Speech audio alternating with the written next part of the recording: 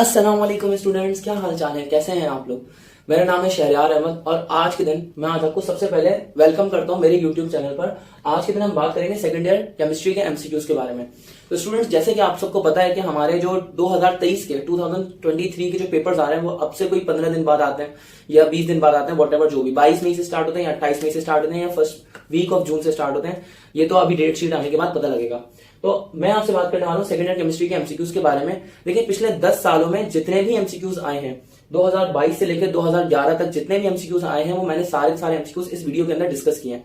मतलब पिछले 11 सालों के सारे एमसीक्यूज मैंने इस वीडियो के अंदर डाल दिए हैं और आपको उनके सॉल्यूशंस इस वीडियो के अंदर मिल जाएंगे। तो यहाँ पे आपके ध्यान में सवाल आएगा कि यार पास्ट 10 ईयर के एमसीक्यूज हम वीडियो से क्यों करें, हम उसको 10 ईयर से भी तो कर सकते हैं, एक रीजन है। तो मैंने आपको एक चीज बतानी है, मैंने यूसुफीज की जो 10 ईयर है, मैंने इस 10 ईयर को बहुत सारे एमसीक्यूज को अच्छे गौर से देखा और एक एक एमसीक्यू पे मैंने फोकस किया। तो मुझे समझ में आया कि भाई बहुत सारे एमसीक्यूज के आंसर इन्होंने मिस्टेकनली गलत दिए हुए हैं। मतलब इन्होंने जानबूझकर तो नहीं किया होगा, ऑब्वियसली उनकी इंटेंट सही है, लेकिन उन्होंने बहुत सारे एमसीक्यूज के आंसर गलत दिए हुए हैं। तो इसलिए अगर स्टूडेंट्स गलत आंसर को पढ़कर जाएंगे और गलत आंसर को याद करके जाएंगे तो वो आंसर गलत ही करके आएंगे, जिसकी वजह से उनके नंबर्स चले जाएंगे। तो मेरा आपको मशवरा ये है कि आप इस वीडियो को अपने सारे दोस्तों को हर तरफ पूरे कराची के अंदर जहां जहां फैला सकते हैं फैला दें, ताकि जो एमसीक्यूज की तैयारी है, पास्ट 10 ईयर के एमसीक्यूज की तैयारी, वो तो आप इस वीडियो से कर सकें। सेकेंडली, सिर्फ ये एमसीक्यूज 10 ईयर से कर लेना काफी नहीं है। तो मैं आप लोगों को एक वीडियो और बना के दूंगा एमसीक्यूज की। मुझे उसमें आप लोगों की हेल्प की जरूरत है।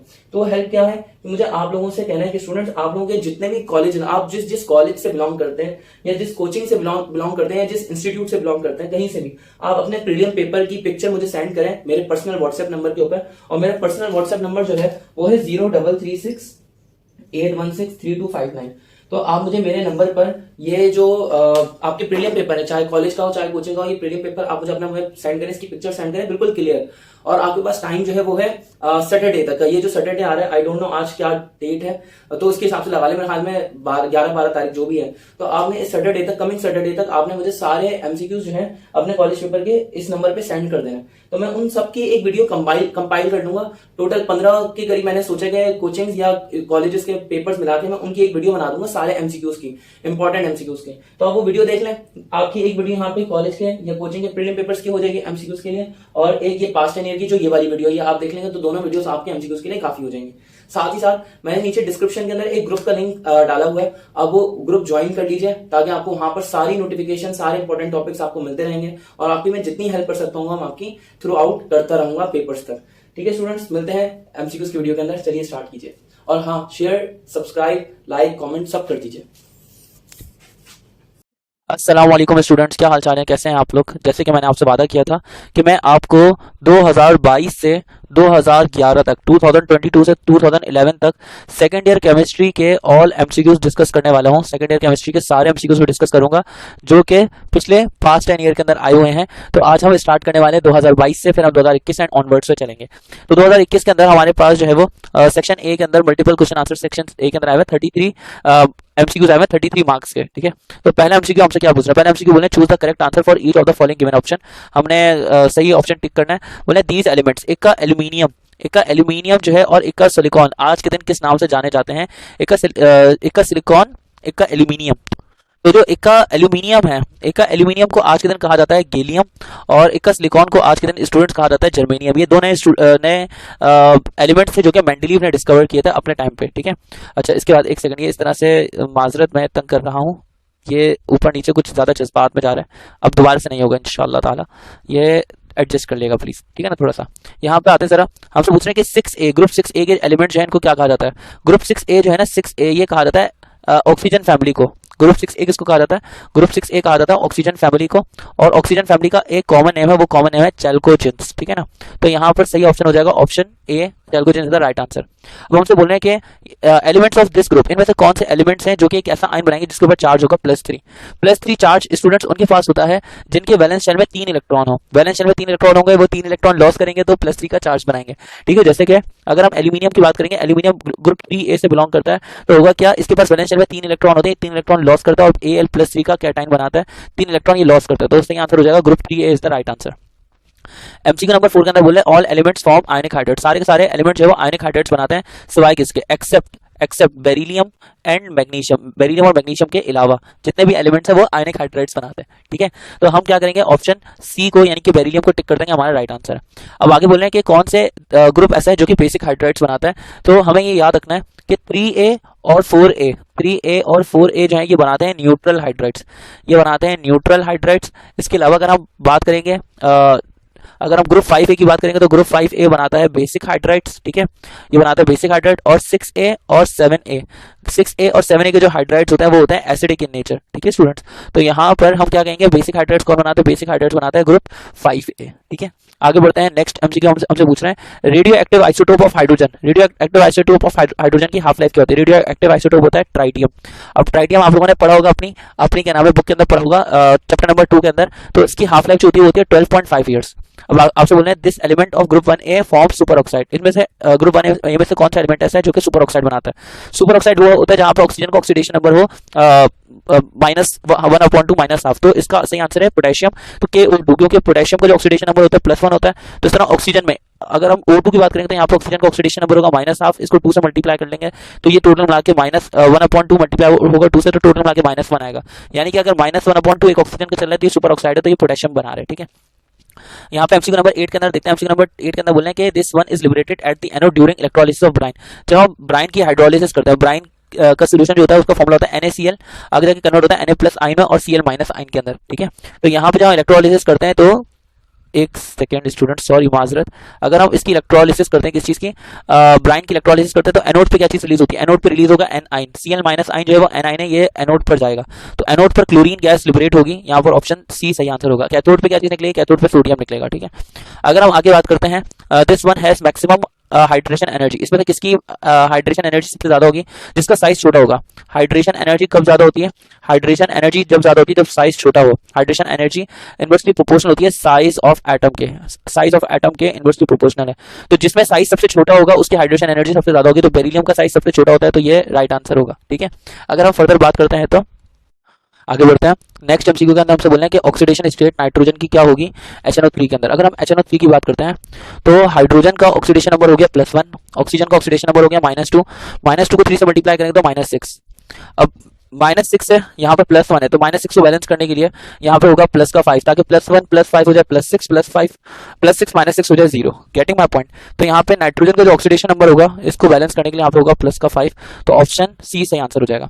अब ड्यूरा एलिमेंट पूछ रहे हैं, ड्यूरा एलिमेंट किस चीज का अलॉय है, तो ड्यूरा एलिमेंट जो है वो एल्यूमिनियम का अलॉय होता है, उसके अंदर 95% एल्यूमिनियम शामिल होता है और बाकी 4% जो होता है इसके अंदर निकेल होता है। ड्यूरा एलिमेंट के अंदर, ड्यूरा एलिमेंट की बात कर रहा हूँ, 4% निकेल होता है, 0.5% मैग्नीशियम और 0.5% जो होता है इसके अंदर वो होता है कॉपर। तो अलॉय एल्यूमिनियम का कहना सही आंसर है क्योंकि 95% एल्यूमिनियम है। ऑर्थोबोरिक एसिड की बेसिसिटी कितनी होती है, ऑर्थोबोरिक एसिड जो है वो एक H+ आयन डोनेट करता है, तो इसका मतलब इसकी बेसिसिटी होगी 1, क्योंकि ये एक OH- आयन से ही फर्दर रिएक्ट कर सकता है। ये जो प्रॉब्लम हो रही है, बार पेज पूरा नीचे चले जाता है, तो इसके लिए मैं माजरत खाऊं, प्लीज आप एडजस्ट कर लेगा। सारे एलिमेंट्स जो है उनको जंग लग जाता है, ऑल एलिमेंट्स गेट कोरोडेड, सारे एलिमेंट्स को जंग लग जाता है सिवाय किस चीज के, गोल्ड के, सोने के। अगर हम यहाँ पे बात करते हैं कोऑर्डिनेशन नंबर कोबाल्ट का कितना है किस चीज के अंदर, COEN2Cl2 के अंदर। यहाँ पे हमसे पूछा कोऑर्डिनेशन नंबर क्या है इसका कोबाल्ट का, तो इसका सही आंसर क्या होगा। देखिए यहाँ पे इथाइलिन डायमाइन जो है वो ऐसा बाइडेंटेट लिगेंड है और Cl2 जो है वो मोनोडेंटेट लिगेंड है। कोऑर्डिनेशन नंबर हम कैसे निकालेंगे कि EN जो है वो एक बाइडेंटेट लिगेंड है, तो इसके लिए हम 2 लिख लेंगे, 2 को मल्टीप्लाई करते हैं साले 2 से, प्लस क्लोरीन जो है वो मोनोडेंटेट लिगेंड है तो उसके लिए 1 आएगा और 1 को 2 से मल्टीप्लाई करना है, तो हो जाएगा 2 2 4, 4 + 2 2, तो 4 + 2 जाएगा 6, तो कोऑर्डिनेशन नंबर निकलेगा हमारे पास प्लस का 6। ठीक है स्टूडेंट्स, तो यहाँ पर ऑप्शन डी यहाँ पर राइट आंसर होगा। आगे बढ़ते हैं। नेक्स्ट एमसीक्यू का हमसे पूछ रहे हैं कि गैल्वेनाइजिंग के लिए कौन सा मेटल यूज होता है। गैल्वेनाइजिंग का मतलब होता है कि हम आयरन के ऊपर या किसी और मेटल के ऊपर जिंक की कोटिंग करते हैं, तो जिंक का वर्ड जो है वो गैल्वेनाइजिंग के साथ में फिक्स्ड है, तो जिंक यहाँ पे सही आंसर हो जाएगा। आगे बढ़ते हैं। हाइब्रिडाइजेशन पूछ रहे हैं कि सारे कार्बन एटम्स की साइक्लोहेक्सेन के अंदर कौन सी होगी, हेक्सेन है ना, तो हेक्सेन बिलोंग करेगा अल्केन से, एक्चुअल में साइक्लोअल्केन से। तो साइक्लोअल्केन या अल्केन जो इसके अंदर हाइब्रिडाइजेशन होती है sp3। अल्कीन्स के अंदर याद कर लें कि अल्कीन्स के अंदर जो हाइब्रिडाइजेशन होगी वो होगी sp2 और अल्काइंस के अंदर जो हाइब्रिडाइजेशन होगी वो हाइब्रिडाइजेशन होगी sp। ठीक है, तो यहाँ पर हम क्या कहेंगे कि हमारे पास हेक्सेन है, साइक्लोहेक्सेन है, तो इसके अंदर हाइब्रिडाइजेशन हो जाएगी sp3। आगे हमसे फर्दर कहा जा रहा है कि नॉकिंग इनहिबिटर के लिए, नॉकिंग इनहिबिटर का मतलब ये है कि ऐसा एक एलिमेंट जिसको हम इंजन के अंदर डालते थे ताकि वो नॉकिंग को कम करे, नॉकिंग को खत्म करे। तो ये आपने चैप्टर नंबर 6 में पढ़ा था ऑर्गेनिक केमिस्ट्री के, ये कैटलिस्ट यूज किया जाता है नॉकिंग को खत्म करने के लिए। तो इसका सही आंसर है टेट्रा इथाइल लेड। नॉकिंग उस वक्त होती थी स्टूडेंट जब हम लो ऑक्टेन नंबर वाला गैसोलीन यूज करते थे, तो उस टाइम में नॉकिंग होती थी, तो उसको रिड्यूस करने के लिए टेट्रा इथाइल लेड TEL डाला जाता था। तो ये वो कंपाउंड है, ठीक है। आगे बढ़ते हैं। जनरल फॉर्मूला ईस्टर का क्या होता है? जनरल फॉर्मूला ईस्टर का होता है ROR। जनरल फॉर्मूला किस चीज का? ईस्टर का पूछा गया, ईस्टर का जनरल फॉर्मूला। तो ईस्टर का जनरल फॉर्मूला होता है RCOR, ये आपको याद रखना है। आगे बढ़ते हैं। यहाँ बोले ये कंपाउंड जो है वो ओबे करता है मार्कोवनिकोव रूल, जब उसको HBr के साथ में रिएक्ट करवाते हैं। तो मार्कोवनिकोव रूल कब अप्लाई होता है?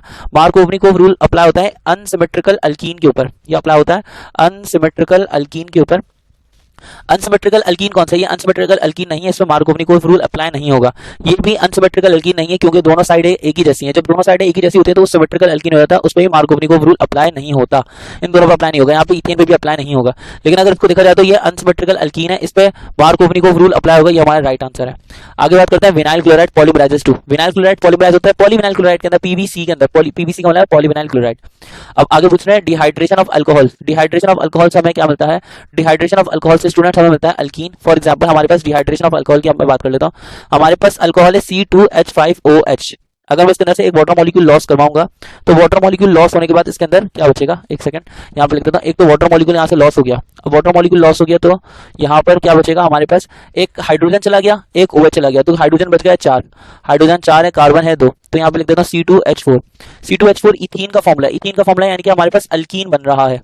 तो अब अल्कोहल की जब भी डिहाइड्रेशन करवाएंगे तो हमारे पास अल्कीन फॉर्म होगा, यानी कि यहाँ पर ऑप्शन बी यहाँ पर राइट आंसर होगा। अब ऐसा पूछना है कि इसमें कौन सा कंपाउंड ऐसा है जो कि SN1 रिएक्शन, SN1 मैकेनिज्म देगा। SN1 मैकेनिज्म कौन देता है? SN1 मैकेनिज्म देता है tertiary alkyl halide. SN1 mechanism देता है tertiary alkyl halide. Tertiary alkyl halide, इसमें टर्शरी अल्काइल हैलाइड कौन सा वो देख लेते हैं। जैसे हमारे पास क्लोरोमीथेन है तो ये टर्शरी अल्काइल हैलाइड नहीं है, तो ये राइट आंसर नहीं होगा। क्लोरोमीथेन प्राइमरी अल्काइल हैलाइड है, ये भी राइट आंसर नहीं होगा। आगे क्लोरोबेंजीन लिखा है, क्लोरोबेंजीन भी प्राइमरी है, ये भी सही आंसर नहीं होगा, और वो अल्काइल हैलाइड भी नहीं है। यहाँ पे 2 क्लोरो 2 मिथाइल प्रोपेन, ये सही आंसर है। कैसे? कि हमारे पास प्रोपेन मतलब 3 कार्बन और सेकंड पोजीशन पर लग गया क्लोरीन, सेकंड पोजीशन पर लग गया मिथाइल। तो अब ये वाला जो कार्बन है, ये कार्बन 3 अतराफ से कार्बन एटम से घिरा हुआ है, तो ये वाला कार्बन हो जाएगा टर्शरी। अब टर्शरी है तो ये कौन सा मैकेनिज्म देगा? टर्शरी होगा तो SN1 मैकेनिज्म देगा। जो प्राइमरी होता है वो SN2 मैकेनिज्म देता है। अब पूछ रहे हैं मोस्ट स्टेबल कार्बोनियम आयन कौन सा होता है? मोस्ट स्टेबल कार्बोनियम आयन होता है जहां पे अल्काइल ग्रुप सराउंडिंग में सबसे ज्यादा होते हैं। एक तो ये आपने याद रखना, सराउंडिंग में अल्काइल ग्रुप सबसे ज्यादा होना चाहिए। यहाँ पे एक भी अल्काइल ग्रुप नहीं है, यहाँ पे एक अल्काइल ग्रुप है और यहाँ पे 2 अल्काइल ग्रुप है, तीनों गलत। यहाँ पे 3 अल्काइल ग्रुप है, ये सही आंसर होगा, और कार्बोनियम आयन के ऊपर +1 का चार्ज होता है। आगे बढ़ते हैं। CH3I को हम सोडियम मेटल के साथ में रिएक्ट कराएंगे तो क्या बनेगा? CH3I, ये गलत लिखा हुआ है, अच्छा नहीं सही लिखा हुआ है। CH3I हमने इसको सोडियम मेटल के साथ में रिएक्ट करवाया, हमने 2Na के साथ में रिएक्ट करवाया, 2CH3I लेना पड़ेगा। 2 सोडियम 2 आयोडीन से रिएक्ट करके बनाएंगे 2NaI sodium iodide plus 2 CH3 आपस में रिएक्ट करके CH3 बना लेंगे, विच इज कॉल्ड ईथेन। हम इसको ऐसे भी लिख सकते हैं कि C2 2 कार्बन C2 और H6 6 हाइड्रोजन। तो यहाँ पे ऑप्शन डी यहाँ पे राइट आंसर होगा। अब आगे बोल रहे हैं colour of precipitate obtain in iodoform test. Iodoform test के अंदर जब आयोडीन गैस रिलीज होती है तो आयोडीन गैस की वजह से कलर जो प्रोड्यूस होता है वो होता है येलो कलर, तो येलो कलर यहाँ पे राइट आंसर होगा। और अगर हम फर्दर बात करते हैं इथाइल एसीटेट की, इथाइल एसीटेट की स्मेल किस में से आती है? सॉरी, इथाइल एसीटेट जो है वो किस में प्रेजेंट होता है? तो इसका सही आंसर है पाइनएप्पल। पाइनएप्पल के अंदर इथाइल एसीटेट प्रेजेंट होता है स्टूडेंट्स। आगे हमसे सवाल किया जा रहा है कि this one does not contain carboxyl group. इसमें कौन सा ऐसा है जो कार्बोक्सिल ग्रुप कंटेन नहीं करता? कार्बोक्सिल ग्रुप कौन सा होता है? कार्बोक्सिल ग्रुप होता है COO ग्रुप। तो ब्यूटारिक एसिड जो है उसके अंदर COOH ग्रुप होता है, तो इसलिए ये हमारा राइट आंसर नहीं हो सकता। बेंजोइक एसिड के अंदर भी COOH ग्रुप आता है बेंजीन के साथ, ये भी सही आंसर नहीं होता। एसिडिक एसिड का फॉर्मूला CH3COOH, तो यहाँ पे भी COO ग्रुप आ गया, ये भी सही आंसर नहीं हो सकता। Picric acid student right answer है, क्योंकि पिक्रिक एसिड का फॉर्मूला होता है सबसे पहला फिनॉल बना और फिनॉल के साथ में 3 नाइट्रो ग्रुप लगा दें, एक नाइट्रो ग्रुप फिर दूसरा नाइट्रो ग्रुप और साथ में आ जाएगा तीसरा नाइट्रो ग्रुप। तो यहाँ पर कोई कार्बोक्सिल ग्रुप नहीं है, तो इसलिए ये हमारा राइट आंसर हो जाएगा। आगे बढ़ते हैं। यहाँ पे पूछना है एनिमल स्टार्च किसको कहा जाता है? तो एनिमल स्टार्च कहा जाता है ग्लाइकोजन को, यानी कि जब भी हम कोई भी कार्बोहाइड्रेट खाते हैं तो हमारे लिवर के अंदर वो, हमारी बॉडी के अंदर वो ग्लाइकोजन की फॉर्म में स्टोर हो जाता है, ठीक है। ब्लड कैंसर किसकी वजह से प्रोड्यूस होता है? ब्लड कैंसर होता है स्टूडेंट्स बेंजीन की वजह से।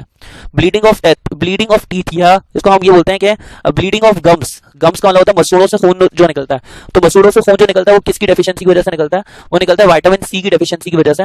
विटामिन सी का एक नाम और भी, वो नाम है एस्कॉर्बिक एसिड, ये नाम याद रखिएगा। ठीक है, विटामिन सी यहाँ पर राइट आंसर है।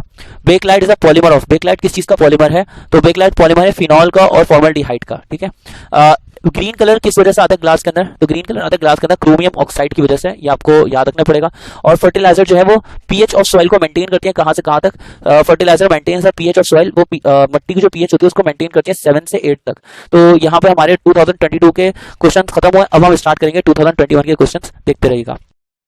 बिस्मिल्लाहिर्रहमानिर्रहीम, अस्सलाम वालेकुम बेटा। आज के दिन हम लोग सेकेंड ईयर केमिस्ट्री के एमसीक्यूज को डिस्कस करेंगे। सेकेंड ईयर केमिस्ट्री के पास्ट पेपर के एमसीक्यूज को डिस्कस करेंगे। तो सबसे पहले आइए जल्दी से हम लोग स्टार्ट करते हैं, हमारे पास टाइम भी कम है और कल सुबह आपका पेपर है। सेकेंड ईयर केमिस्ट्री के हम लोग एमसीक्यूज को डिस्कस कर रहे हैं। अब मैं 10 ईयर के एमसीक्यूज को डिस्कस करूंगा। आप लोगों को पेपर के अंदर पता है आप लोगों के पेपर के अंदर कितने एमसीक्यूज आएंगे? कल के पेपर में आप लोगों के 33 एमसीक्यूज आएंगे, which is approximately the 40% of your paper. तो 40% आपका पेपर एमसीक्यूज से होगा। तो आइए इधर शुरू करते हैं, हम लोग पास्ट पेपर्स के एमसीक्यूज को डिस्कस करने लगे। सबसे पहले 2021 के ईयर पे आ जाए। 2021 के ईयर पे 2021 के ईयर में बेटा आपसे क्या कहा जा रहा है? सेक्शन ए पे आता है डायरेक्ट ही। हमारे पास सेक्शन ए के अंदर मल्टीपल चॉइस क्वेश्चन आंसर्स है, हमारे पास 43 है। 43 एमसीक्यूज आए थे 2021 के अंदर। तो यहाँ पे बोले choose the correct answer for each of the choose the correct answer for each from the given options. सबसे पहले हाँ, ये तो एमसीक्यूज ही हो गया, क्या आपको करेक्ट आंसर चूज करना है। यहाँ पे बोलना है कि फर्स्ट एमसीक्यू के which pair of elements belongs to same group in the periodic table. इनमें कौन सा ग्रुप ऐसा है जो कि पीरियोडिक टेबल के अंदर सेम ग्रुप से बिलोंग करता है? तो हमारे पास अगर मैग्नीशियम और सल्फर को देखेंगे तो मैग्नीशियम बिलोंग करता है ग्रुप 2A से, और अगर आप सल्फर को देखेंगे तो सल्फर बिलोंग करता है ग्रुप 6A से। तो ये तो हमारा ऑप्शन नहीं हो सकता। अगर आप ऑक्सीजन को और ब्रोमीन को देखेंगे तो ऑक्सीजन बिलोंग करता है ग्रुप 6A से और ब्रोमीन बिलोंग करता है ग्रुप 7A से, ये भी हमारा ऑप्शन नहीं हो सकता। अगर हम लोग बात करें सोडियम की और एल्यूमिनियम की तो सोडियम बिलोंग करता है ग्रुप 1A से और एल्यूमिनियम बिलोंग करता है ग्रुप 3A से, तो ये भी हमारा सही आंसर नहीं हो सकता। कार्बन और सिलिकॉन की बात करेंगे तो कार्बन भी ग्रुप 4A से बिलोंग करता है और सिलिकॉन भी ग्रुप 4A से बिलोंग करता है, तो ये हमारा सही आंसर हो गया। तो आई होप कि आपको ये वाला ऑप्शन समझ में आया होगा, ये वाला एमसीक्यू समझ में आया होगा। I hope you get the answer. तो अब हमारे पास नेक्स्ट एमसीक्यू पे आते हैं। नेक्स्ट एमसीक्यू के अंदर क्या लिखा हुआ है? नेक्स्ट एमसीक्यू के अंदर हमारे पास लिखा हुआ है बेटा कि हाइड्राइड आयन और हीलियम एटम में क्या चीज़ कॉमन है? तो हाइड्राइड आयन के अंदर और हीलियम के अंदर कॉमन है नंबर ऑफ इलेक्ट्रॉन्स, दोनों के नंबर ऑफ इलेक्ट्रॉन्स जो होते हैं वो सेम होते हैं। कैसे कि हम हाइड्राइड आयन की बात करें तो H- की बात करें तो हमारे पास होता है क्या, हाइड्रोजन के पास अपना एक इलेक्ट्रॉन होता है और उसने प्लस एक इलेक्ट्रॉन गेन कर लिया है, तो उसके पास अब हो गए हैं 2 इलेक्ट्रॉन। इसके बाद नेगेटिव चार्ज का मतलब ये है कि उसने एक इलेक्ट्रॉन को गेन कर लिया है। अगर हम बात करें हीलियम की तो हीलियम के पास ऑलरेडी 2 इलेक्ट्रॉन होते हैं, तो दोनों के पास अब 2-2 इलेक्ट्रॉन हो जाएंगे। तो हाइड्राइड आयन के पास और हीलियम के पास दोनों के पास 2-2 इलेक्ट्रॉन होंगे, तो ये हमारा सही आंसर हो जाएगा।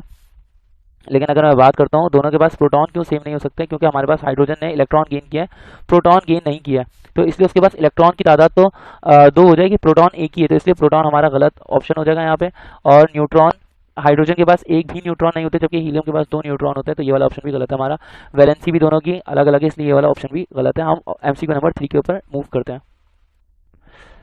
बेटा हमारे पास एमसीक्यू नंबर 5 क्या है? एमसीक्यू नंबर 4 क्या है? सबसे पहले एमसीक्यू नंबर 4 को डिस्कस कर लेते हैं।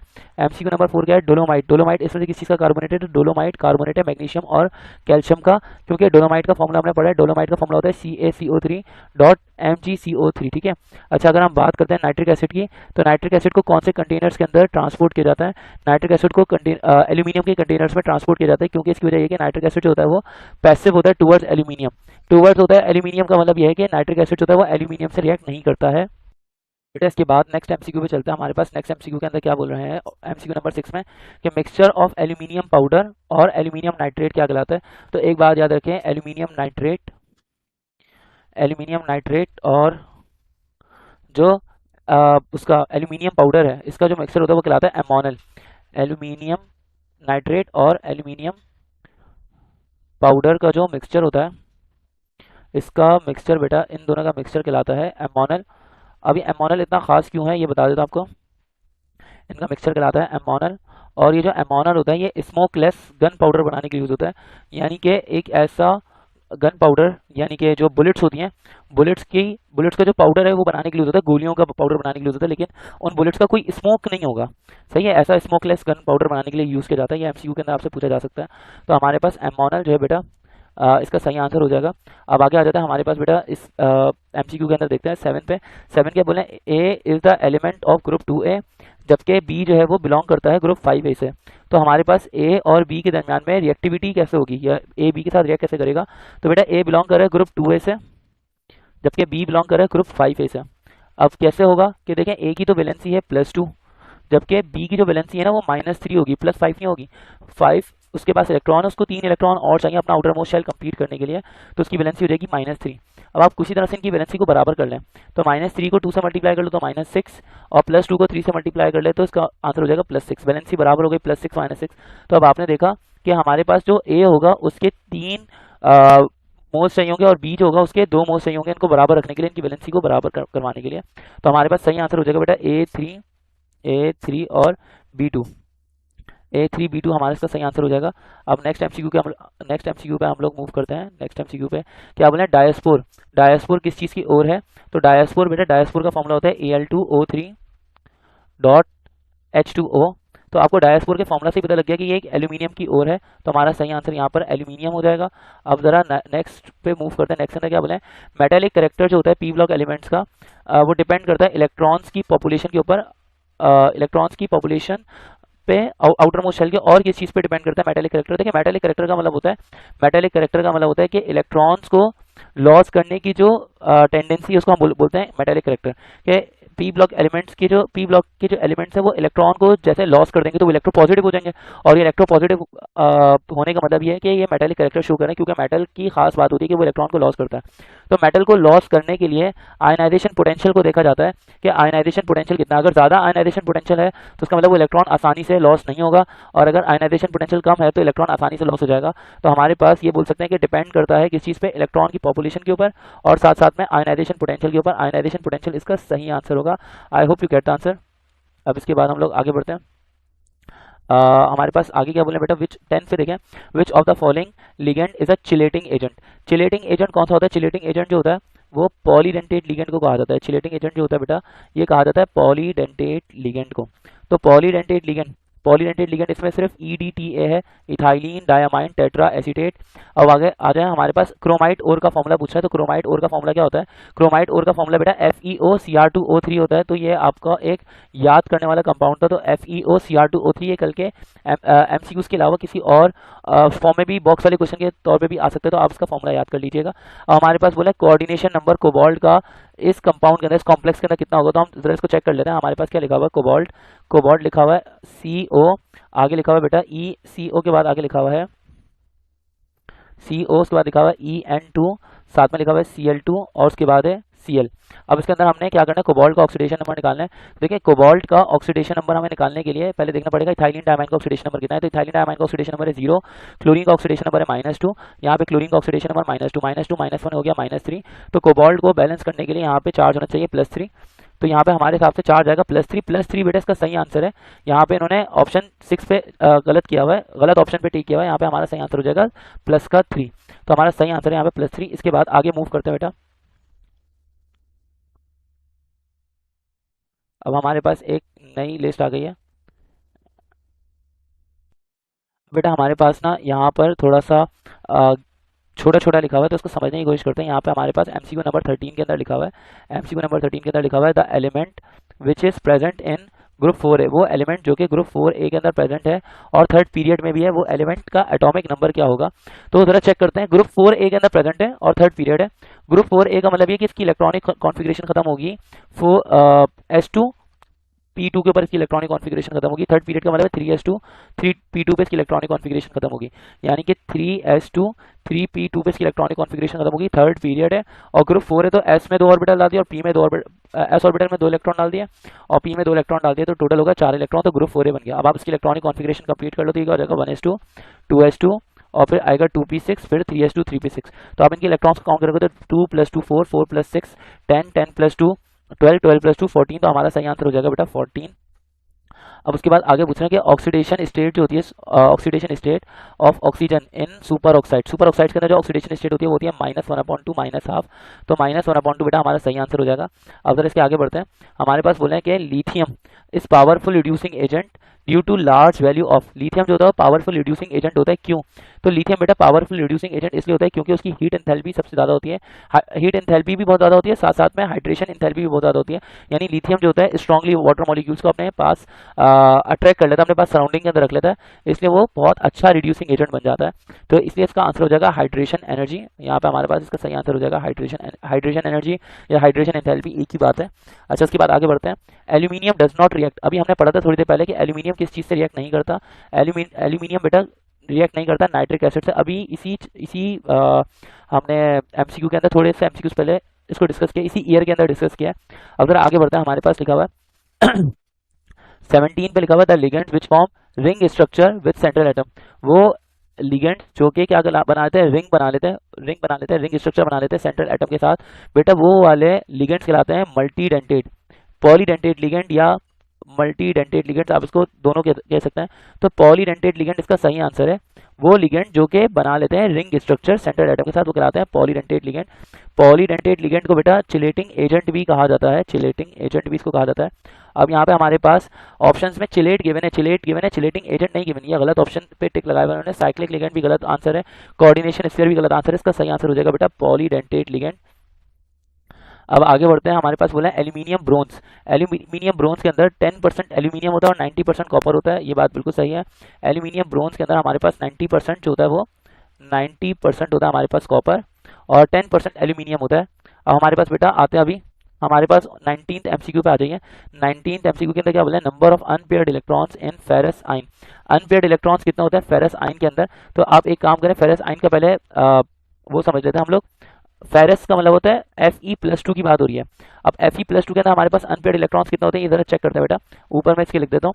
आयरन का ऑक्सीडेशन नंबर होता है 26, आयरन का एटॉमिक नंबर होता है 26। अगर +2 हो गया तो इसका मतलब इसकी इलेक्ट्रॉनिक कॉन्फिगरेशन जाएगी 1s2 2s2 24 तक जाएगी, 1s2 2s2 2p6, फिर 3s2, फिर उसके बाद 3s2 के बाद 3p6, 3p6 के बाद 4s2 3d4। अब ये 3d4 को बेटा अगर आप ऑर्बिटल्स की तरह बनाएंगे तो ये सारे अनपेयर्ड इलेक्ट्रॉन्स हो जाएंगे, चारों अनपेयर्ड इलेक्ट्रॉन्स हो जाएंगे कि पहले एक अनपेयर्ड, फिर दूसरा अनपेयर्ड, फिर तीसरा अनपेयर्ड, फिर चौथा अनपेयर्ड, 4 अनपेयर्ड इलेक्ट्रॉन्स हो जाएंगे 3d4 के अंदर। तो हमारा सही आंसर हो जाएगा बेटा यहाँ पे 4 इसका सही आंसर है। अच्छा, अब उसके बाद नेक्स्ट एमसीक्यू पे आ रहा है बेटा। नेक्स्ट एमसीक्यू के अंदर क्या कहा जा रहा है, कोटिंग ऑफ जिंक। जिंक की कोटिंग आयरन के ऊपर क्या कहलाती है? तो जिंक की कोटिंग आयरन के ऊपर कहलाती है बेटा गैल्वेनाइजिंग। जिंक की कोटिंग आयरन के ऊपर कहलाती है गैल्वेनाइजिंग। अच्छा, उसके बाद आ जाए on jumping from Eg to T2G orbital electron radiate energy in the region of this spectrum. देखें, जब इलेक्ट्रॉन जो होता है वो डी ऑर्बिटल से डी ऑर्बिटल की तरफ ट्रांजिशन करता है। अब डी ऑर्बिटल में कौन कौन से Eg से T2G की तरफ ट्रांजिशन करेगा तो ये इमेजन स्पेक्ट्रा होगा। इमेजन स्पेक्ट्रा होगा तो इमेजन स्पेक्ट्रा जो होता है वो विजिबल होता है। हमारे पास इसका सही आंसर हो जाएगा विजिबल रीजन के अंदर ये लाइट को रेडिएशंस को रेडिएट करेगा तो हमें ये दिखेंगे। अच्छा, अब आगे बढ़ते हैं।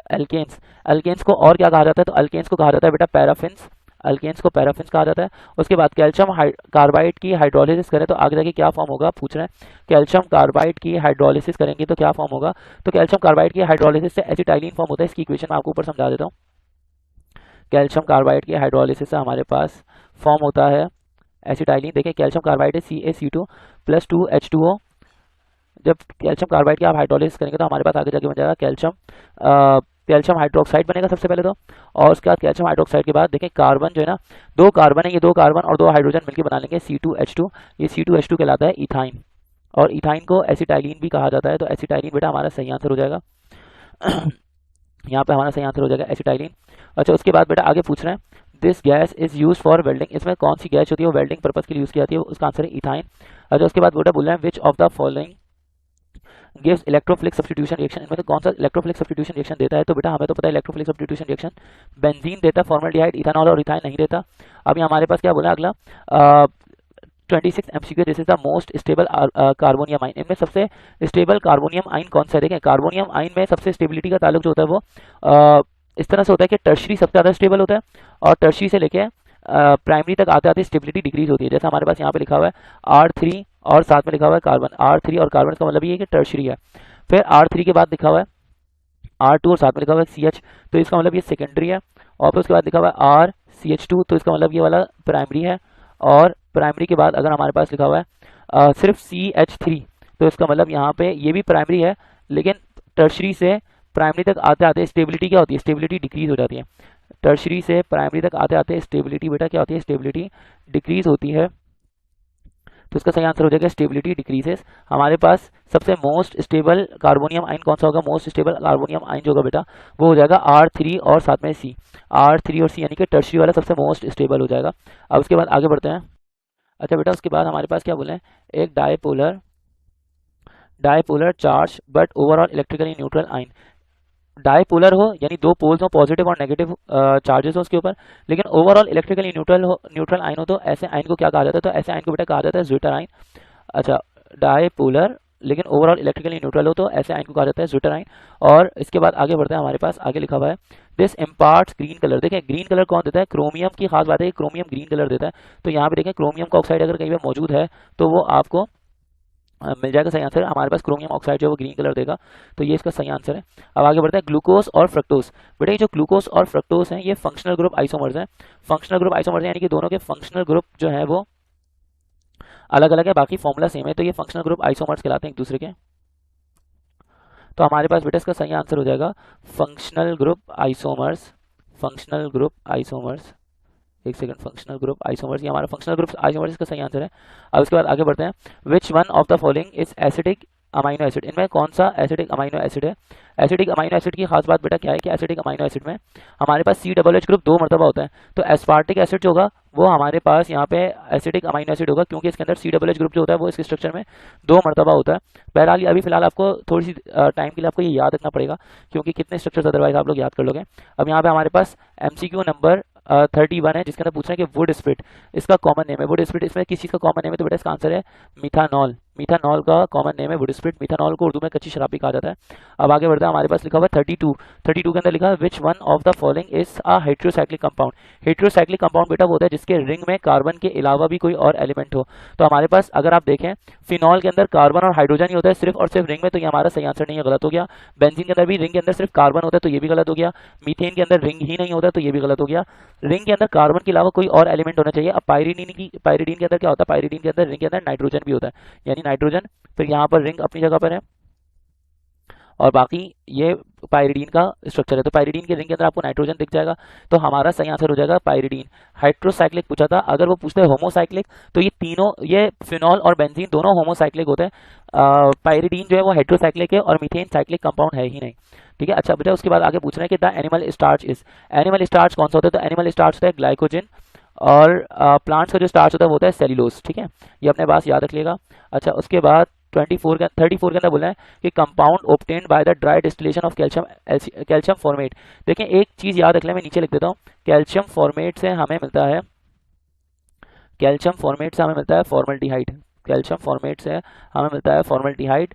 और इसके बाद आप एक और चीज़ याद कर लें कि कैल्शियम एसीटेट से, कैल्शियम एसीटेट से हमें मिलता है एसीटोन। आप एसीटेट से एसीटोन याद कर लेंगे और फॉर्मल्डिहाइड से, फॉर्मेट से फॉर्मल्डिहाइड याद कर लेंगे, इतना मुझे यकीन है आपके ऊपर। तो आप एक काम करें कि कैल्शियम फॉर्मेट से फॉर्मल्डिहाइड याद कर लीजिए। अब हमें पता है फॉर्मल्डिहाइड का कॉमन नेम, जो फॉर्मल्डिहाइड का IUPAC नेम जो होता है वो होता है मिथानल। तो हमारे यहाँ पे फॉर्मल्डिहाइड तो ऑप्शन नहीं गिवन, हमारा मिथानल ऑप्शन जो है वो सही हो जाएगा। अब अनदर नेम ऑफ फ्रक्टोज इस, फ्रक्टोज का एक और नाम क्या होता है, तो फ्रक्टोज का एक और नाम होता है लेविलोस। फ्रक्टोज का एक और नाम होता है लेविलोस, ये चैप्टर नंबर 10 के अंदर है। अच्छा उसके बाद आगे लिखा हुआ है बेटा, हमारे पास आगे लिखा हुआ है, ये कौन सा MCQ है, MCQ नंबर 36। MCQ नंबर 36 के अंदर लिखा हुआ है बेकलाइट किस चीज़ का पॉलीमर है, तो बेकलाइट जो होता है पॉलीमर होता है फिनॉल का और फॉर्मल्डिहाइड का। या आपने चैप्टर नंबर 6 के अंदर पढ़ा होगा अपने पॉलीमराइजेशन वाले टॉपिक के अंदर, नहीं तो प्लास्टिक्स वाले टॉपिक के अंदर आपको मिल जाएगा। बेकलाइट बहरहाल पॉलीमर होता है फिनॉल का और फॉर्मल्डिहाइड का। उसके बाद आगे बढ़ते हैं, डिहाइड्रेशन ऑफ इथानॉल। इथानॉल की डिहाइड्रेशन से क्या चीज़ प्रोड्यूस होती है, तो इथानॉल की डिहाइड्रेशन से हमारे पास प्रोड्यूस होता है इथीन। इथीन प्रोड्यूस होता है हमारे पास कैसे, इसकी इक्वेशन मैं आपको समझा देता हूँ, ऊपर समझा देता हूँ। देखें इथानॉल की डिहाइड्रेशन से हमारे पास क्या चीज़ प्रोड्यूस होती है, इथीन। कैसे वो समझते हैं, हमारे पास इथानॉल का फॉर्मूला होता है C2H5OH। जब आप इसकी डिहाइड्रेशन करेंगे यानी इसके अंदर से एक वाटर मॉलिक्यूल कम कर देंगे और ये होगा सल्फ्यूरिक एसिड की प्रेजेंस में, तो हमारे पास आगे जाके बच जाएगा सिर्फ C2H4, यानी 5 और 6 हाइड्रोजन में से 2 हाइड्रोजन वाटर के चले गए तो 4 हाइड्रोजन बच गए। कार्बन 2 थे वो 2 के 2 आ गए, ऑक्सीजन 1 था वो वाटर मॉलिक्यूल बनाने में चले गए, ये कंपाउंड कहलाएगा इथीन, ठीक है। अब हमारे पास इथीन बन चुका। अब आगे बढ़ते हैं, हमारे पास आगे बोले बेटा हाइब्रिडाइजेशन इन कार्बोनाइल ग्रुप। कार्बोनाइल ग्रुप के अंदर हाइब्रिडाइजेशन कौन सी होती है, तो इसका आंसर है sp2। कार्बोनाइल ग्रुप के अंदर कौन सी हाइब्रिडाइजेशन होती है, sp2। कैसे कि कार्बोनाइल ग्रुप के अंदर अगर आप देखोगे तो एक डबल बॉन्ड होगा, जहां पर एक डबल बॉन्ड होगा वहां पे हाइब्रिडाइजेशन होगी sp2, जहां पे ट्रिपल बॉन्ड होगा वहां पे हाइब्रिडाइजेशन होगी sp। सही है, तो आप ये याद कर लिएगा, जहां पे ट्रिपल बॉन्ड है वहाँ पे sp हाइब्रिडाइजेशन है, और जहाँ पे डबल बॉन्ड है वहाँ पे sp2 हाइब्रिडाइजेशन है। मेरा ख्याल है आप ऐसे याद रख लेंगे, कार्बोनाइल ग्रुप के अंदर डबल बॉन्ड होता है तो इसके अंदर हमारे पास हो जाएगी sp2 हाइब्रिडाइजेशन। अच्छा, उसके बाद आगे बढ़ते हैं, पॉलीहाइड्रोक्सी अल्डिहाइड। अगला एमसीक्यू आपको बोलना है, पॉलीहाइड्रोक्सी अल्डिहाइड या कीटोन, इनको कार्बोहाइड्रेट्स कहा जाता है। ये कार्बोहाइड्रेट्स की डेफिनेशन है, पॉलीहाइड्रोक्सी अल्डिहाइड या पॉलीहाइड्रोक्सी कीटोन्स को कार्बोहाइड्रेट्स कहा जाता है। आगे बढ़ते हैं, number of acidic hydrogen present in one butyne लिखा हुआ आई गेस, तो वन ब्यूटाइन के अंदर बेटा हमारे पास एक ही वन ब्यूटाइन है, वन ब्यूटाइन के अंदर हमारे पास एक ही एसिडिक हाइड्रोजन होता है, तो इसका आंसर हो जाएगा 1। अच्छा, उसके बाद आगे बोले नंबर, आगे क्या बोलना है बेटा, which one of the following is Meta directing group. इसमें से मेटा डायरेक्टिंग ग्रुप कौन सा है। देखें, आपको ये मेटा डायरेक्टिंग, ऑर्थोपैरा डायरेक्टिंग, ये सारे आपको याद होने चाहिए कल के पेपर के लिए। हम फिलहाल आपको डायरेक्टली बताते हैं कि मेटा डायरेक्टिंग जो होता है इसमें वो होता है नाइट्रो ग्रुप, NO2 ग्रुप। बाकी जितने भी हैं वो OH ग्रुप हो गया, मिथाइल ग्रुप हो गया या अमाइन ग्रुप हो गया, सब ऑर्थोपैरा डायरेक्टिंग है। यहाँ पे ग्लाइकोजल जो होता है बेटा, ग्लाइकोजल कैसे मिलता है, ग्लाइकोजल मिलता है ओजोनोलाइसिस ऑफ बेंजीन से। जब बेंजीन की हम क्या करते हैं, बेंजीन को हम ओजोन से रिएक्ट करवाते हैं तो हमारे पास ग्लाइकोजल बनता है। और इसके बाद आगे बढ़ते हैं, वैन कार्बन डाइऑक्साइड, जब कार्बन डाइऑक्साइड को रिएक्ट करवाया जाता है ग्रिग्नॉट रीजन से, तो हमारे पास आगे जाके एसिटिक एसिड बनता है या कार्बोक्सिलिक एसिड बनता है, दोनों बातें एक ही हैं, तो हमारा सही आंसर हो जाएगा कार्बोक्सिलिक एसिड। यहाँ तक हमने 2021 के ईयर को बेटा डन कर लिया है। अब इंशाल्लाह नेक्स्ट वीडियो के अंदर हम 2019, 2018 और 2017 के एमसीक्यूज को एक साथ डिस्कस करेंगे। थैंक यू और बेस्ट ऑफ लक। ये पहले एमसीक्यू की वीडियो, ये वाली पहले इसलिए अपलोड कर रहा हूँ ताकि आप लोग अपना काम जारी रखो, एमसीक्यूज की तैयारी करते रहो, और ताकि आपको आपकी तैयारी में रुकावट ना आए, और मैं अपना काम करके आपको आगे सेंड करता रहूँ। Thank you. बिस्मिल्लाहिर्रहमानिर्रहीम। बेटा इस क्वेश्चन के इधर अब हम आज 2019 के एमसीक्यूज को हम लोग आज के दिन सॉल्व करने लगे हैं, दोबारा वापसी। और मेरा नाम शहरियार अहमद है। अब हम लोग सॉल्व करते हैं बेटा। इससे पिछली वाली एमसीक्यू के अंदर, इससे पिछली वाली वीडियो के अंदर हम लोगों ने 2021 के एमसीक्यूज को डिस्कस किया था। अभी एक जगह पर रुक जाए काइंडली प्लीज। तो हम स्टार्ट करते हैं, एक सेकंड रुकिएगा। देखें, 2021 के एमसीक्यूज हमने सॉल्व कर लिया और उसकी वीडियो आप देख चुके होंगे यकीनन। अब हम सॉल्व करते हैं 2019 के एमसीक्यूज। तो यहाँ पे सबसे पहला एमसीक्यू जो पूछा बेटा, इसमें पूछ रहा है this one is condensation polymer. इसमें से कौन सा कंडेंसेशन पॉलीमर है। कंडेंसेशन पॉलीमर में होता क्या बेटा कि डिफरेंट मोनोमर्स आपस में कंबाइन होते हैं और एक पॉलीमर बनाते हैं। यहाँ पर हमारे पास जो पॉलीथाइलीन है, पॉलीथाइलीन इथीन से बनता है। इसके अंदर इथीन के अलावा कोई और चीज़ शामिल नहीं होती, इसलिए ये एडिशन पॉलीमर होगा, कंडेंसेशन पॉलीमर नहीं होगा। पॉलीविनाइल एसीटेट जो होता है बेटा, ये सिर्फ और सिर्फ विनाइल एसीटेट से बनता है, तो ये भी सिर्फ एक मोनोमर से मिलकर बना है, यानी एक जैसे मोनोमर से बना है, सिमिलर मोनोमर से, ये सिमिलर मोनोमर से मिलकर बना है, तो इसलिए ये भी हमारे पास एडिशन पॉलीमर होगा, कंडेंसेशन पॉलीमर नहीं होगा। सिमिलरली जो पीवीसी है, पीवीसी बेटा ये पीवीसी विनाइल एसीटेट से फॉर्म होता है। विनाइल एसीटेट भी एक ही मोनोमर हो गया, एक जैसे मोनोमर से कंबाइन हो रहे, तो ये भी हमारे पास एडिशन मोनोमर एडिशन पॉलीमराइजेशन होगी, कंडेंसेशन पॉलीमराइजेशन नहीं होगी है। अच्छा, हमारे पास अब आखिरी ऑप्शन बच जाता है टेरिलीन। तो टेरिलीन बेटा हमारे पास दो मोनोमर से कंबाइन होता है, तो इसलिए ये कंडेंसेशन पॉलीमर हो जाएगा। बाकी तीन ऑप्शन आपके गलत है। अच्छा, अब आगे आ जाता है हमारे पास, आगे नेक्स्ट एमसीक्यू के अंदर बोल रहे हैं number of isomers of pentane. Pentane के कितने आइसोमर्स होते हैं, तो मैं आपको आइसोमर्स निकालने का एक निंजा ट्रिक समझा रहा हूँ, बहुत आसान सा है। वो निंजा ट्रिक क्या है कि आप 2 को मल्टीप्लाई कर लें n-4 और +1 कर दे, तो आपके पास पता लग जाएगा कितने आइसोमर्स किसी चीज़ के पॉसिबल हो सकते हैं। तो आपने 2 लिखा। पेंटेन के अंदर कितने एलिमेंट्स होते हैं, पेंटेन के अंदर कितने कार्बन होते हैं, तो 5। पेंटेन मतलब 5, 5 - 4 1 हो गया, और 5 - 4 1, 1 को 2 से मल्टीप्लाई करते हैं आप, तो ये जगह 2, 2 + 1 ये कितना हो जाएगा 3, तो 3 आइसोमर्स इसके पॉसिबल होंगे। अच्छा, इस तरह हेक्सेन का पूछ सकते हैं, हेप्टेन का भी पूछ सकते हैं, तो आपको किसी भी पूछ लें, आप इस फॉर्मूला के अंदर पुट कर देना, आपका आंसर आ जाएगा। तो फिलहाल हमारा सही आंसर हो जाएगा बेटा, आइसोमर्स ऑफ पेंटेन का आंसर हो जाएगा 3। अच्छा, उसके बाद आगे बेटा पूछ रहे हैं कि प्रोपानॉन और प्रोपानल ये कौन सा आइसोमर्स है। देखिए, प्रोपानॉन दिख रहा है, ओन मतलब कि ये कीटोन से बिलोंग करता है। प्रोपानॉन, ओन मतलब ये कीटोन एक फंक्शनल ग्रुप है, और एल लिखा हुआ, एल मतलब कि ये अल्डिहाइडिक है। तो हमें ये समझ के आ गया कि दोनों के फंक्शनल ग्रुप डिफरेंट है, तो ये फंक्शनल ग्रुप आइसोमर हो जाएगा। अच्छा, उसके बाद आगे आगे पूछ रहे हैं बेटा this is not a nucleophile. इनमें से कौन सा न्यूक्लियोफाइल नहीं है। न्यूक्लियोफाइल के ऊपर बेटा नेगेटिव चार्ज होता है, जिसमें नेगेटिव चार्ज नहीं होगा वो हमारा न्यूक्लियोफाइल होगा, या उसके ऊपर लोन पेयर होना चाहिए तो भी वो न्यूक्लियोफाइल बन जाएगा। अब OH न्यूक्लियोफाइल है, CN न्यूक्लियोफाइल है, क्योंकि उनके ऊपर नेगेटिव चार्ज है। अमाइन के अंदर नाइट्रोजन के ऊपर लोन पेयर होता है, तो ये भी न्यूक्लियोफाइल है। लेकिन अगर आप देखेंगे BF3 बोरॉन जो होता है, बोरॉन ये इलेक्ट्रॉन डेफिशिएंट एटम है, इसके अंदर इलेक्ट्रॉन्स की कमी होती है, तो ये हमारा न्यूक्लियोफाइल नहीं होगा, ये इलेक्ट्रोफाइल बन जाएगा। अच्छा बेटा आगे बढ़ते हैं। रिडक्शन ऑफ अल्डिहाइड्स, अल्डिहाइड की रिडक्शन से क्या बनता है, तो हम आपको एक चीज समझा देते हैं। आपने अल्कोहल से आगे बढ़ना है। देखिए अल्कोहल्स की अगर आप ऑक्सीडेशन करते हैं तो हमारे पास अल्कोहल की ऑक्सीडेशन से बनेगा अल्डिहाइड, और अगर आप अल्डिहाइड की ऑक्सीडेशन करेंगे तो हमारे पास आगे जाके बन जाएगा कार्बोक्सिलिक एसिड। अब कार्बोक्सिलिक एसिड की रिडक्शन करेंगे तो वापसी अल्डिहाइड, और अल्डिहाइड की रिडक्शन करेंगे तो आपके पास बन जाएगा अल्कोहल। अब इन्होंने पूछा कि रिडक्शन करें, किस चीज़ की रिडक्शन कर रहे हैं हम, अल्डिहाइड की, तो हमारे पास आगे जाके क्या चीज़ बनेगी, तो इसका आंसर बेटा अल्कोहल। और अब आगे बढ़ते हैं, हमें हाइब्रिडाइजेशन पूछना है। Hybridisation in the carbon atom of carbonyl group is of this type. Hybridisation जो होती है कार्बन एटम के अंदर, कार्बन एटम के अंदर जो हाइब्रिडाइजेशन होती है कार्बोनाइल ग्रुप के अंदर, तो वो कौन सी होती है। देखिए हमने पढ़ा था अभी कार्बोनाइल ग्रुप के अंदर डबल बॉन्ड है, जहां पे भी डबल बॉन्ड होगा तो हाइब्रिडाइजेशन हो जाएगी sp2, और जहां पे भी ट्रिपल बॉन्ड होगा तो हाइब्रिडाइजेशन हो जाएगी sp। सही है, तो आप यहाँ से इस तरह से इसको याद कर सकते हैं कि कार्बोनाइल ग्रुप के अंदर डबल बॉन्ड होता है, इसलिए हाइब्रिडाइजेशन हो जाएगी sp2। अच्छा, this imparts green colour to glass, इसमें कौन सा कंपाउंड ग्रीन कलर देता है ग्लास को, तो ग्रीन कलर देने वाला कंपाउंड होता है क्रोमियम। तो देखिए क्रोमियम कहाँ पर है, क्रोमियम यहाँ पर है, Cr2O3। अब आगे बढ़ते हैं, बोले रिकेट्स। रिकेट्स किस चीज़ की डेफिशिएंसी, कौन सी विटामिन की डेफिशिएंसीज होती है, तो बेटा रिकेट्स एक ऐसी बीमारी है जो कि हड्डियों की, बोन्स की बीमारी है, और बोन्स की बीमारी जो होती है वो विटामिन डी की डेफिशिएंसी की वजह से होती है, बोन्स की बीमारी है ये। अच्छा उसके बाद आ जाए 9 पे लिखा हुआ milk sugar is also called, जो मिल्क शुगर होता है इसको क्या कहा जाता है, तो मिल्क शुगर को लैक्टोज भी कहा जाता है। 10 पे आ जाए, 10 पे बोलना है ऑक्टेट रूल। हर कोई फॉलो करता है, सारी नोबेल गैसेस फॉलो करती है सिवाय किसके, तो ऑक्टेट रूल बेटा हर कोई फॉलो करता है सिवाय हीलियम के। अच्छा हीलियम कौन सा रूल फॉलो करता है, तो हीलियम फॉलो करता है डुप्लेट रूल। हीलियम फॉलो करता है डुप्लेट रूल। मैं स्पेलिंग गलत लिख दूंगा, तो यहाँ पे लिख देता हूँ डुप्लेट, लिख देता हूँ DUPLET, आप समझ जाओगे, इसी डुप्लेट रूल फॉलो करता है। अच्छा उसके बाद 11 में पूछ रहे हैं एलिमेंट्स विद एटॉमिक नंबर 33, वो एलिमेंट्स जिनका एटॉमिक नंबर 33 होता है वो कौन से ब्लॉक से बिलोंग करते हैं, तो आप एक काम करें 33 तक की इलेक्ट्रॉनिक कॉन्फ़िगरेशन करते हैं, तो हमारे पास Z=33 लिखा हुआ है। मैं आपको एक आसान तरीका बता दूं, देखें 3D10 के आगे से स्टार्ट करें। 3D10 जो होता है ना ये 30 होता है, 3D10 के बाद क्या आएगा 4s2, और 3D10 के बाद सॉरी आएगा 3D10 के बाद आएगा 4p3, और आप इसकी इलेक्ट्रॉनिक कॉन्फ़िगरेशन कर लेंगे तो आपको पता लग जाएगा। यहाँ पे देखें P ब्लॉक है, और P ब्लॉक की पावर कितनी है 3, 3D10 से पहले लिखा होगा 4s2, तो s ऑर्बिटल की पावर कितनी है 2, आप s ऑर्बिटल की और p ऑर्बिटल की पावर को प्लस कर लें तो हो जाएगा 2 + 3, तो ये बिलोंग करेगा ग्रुप 5 से।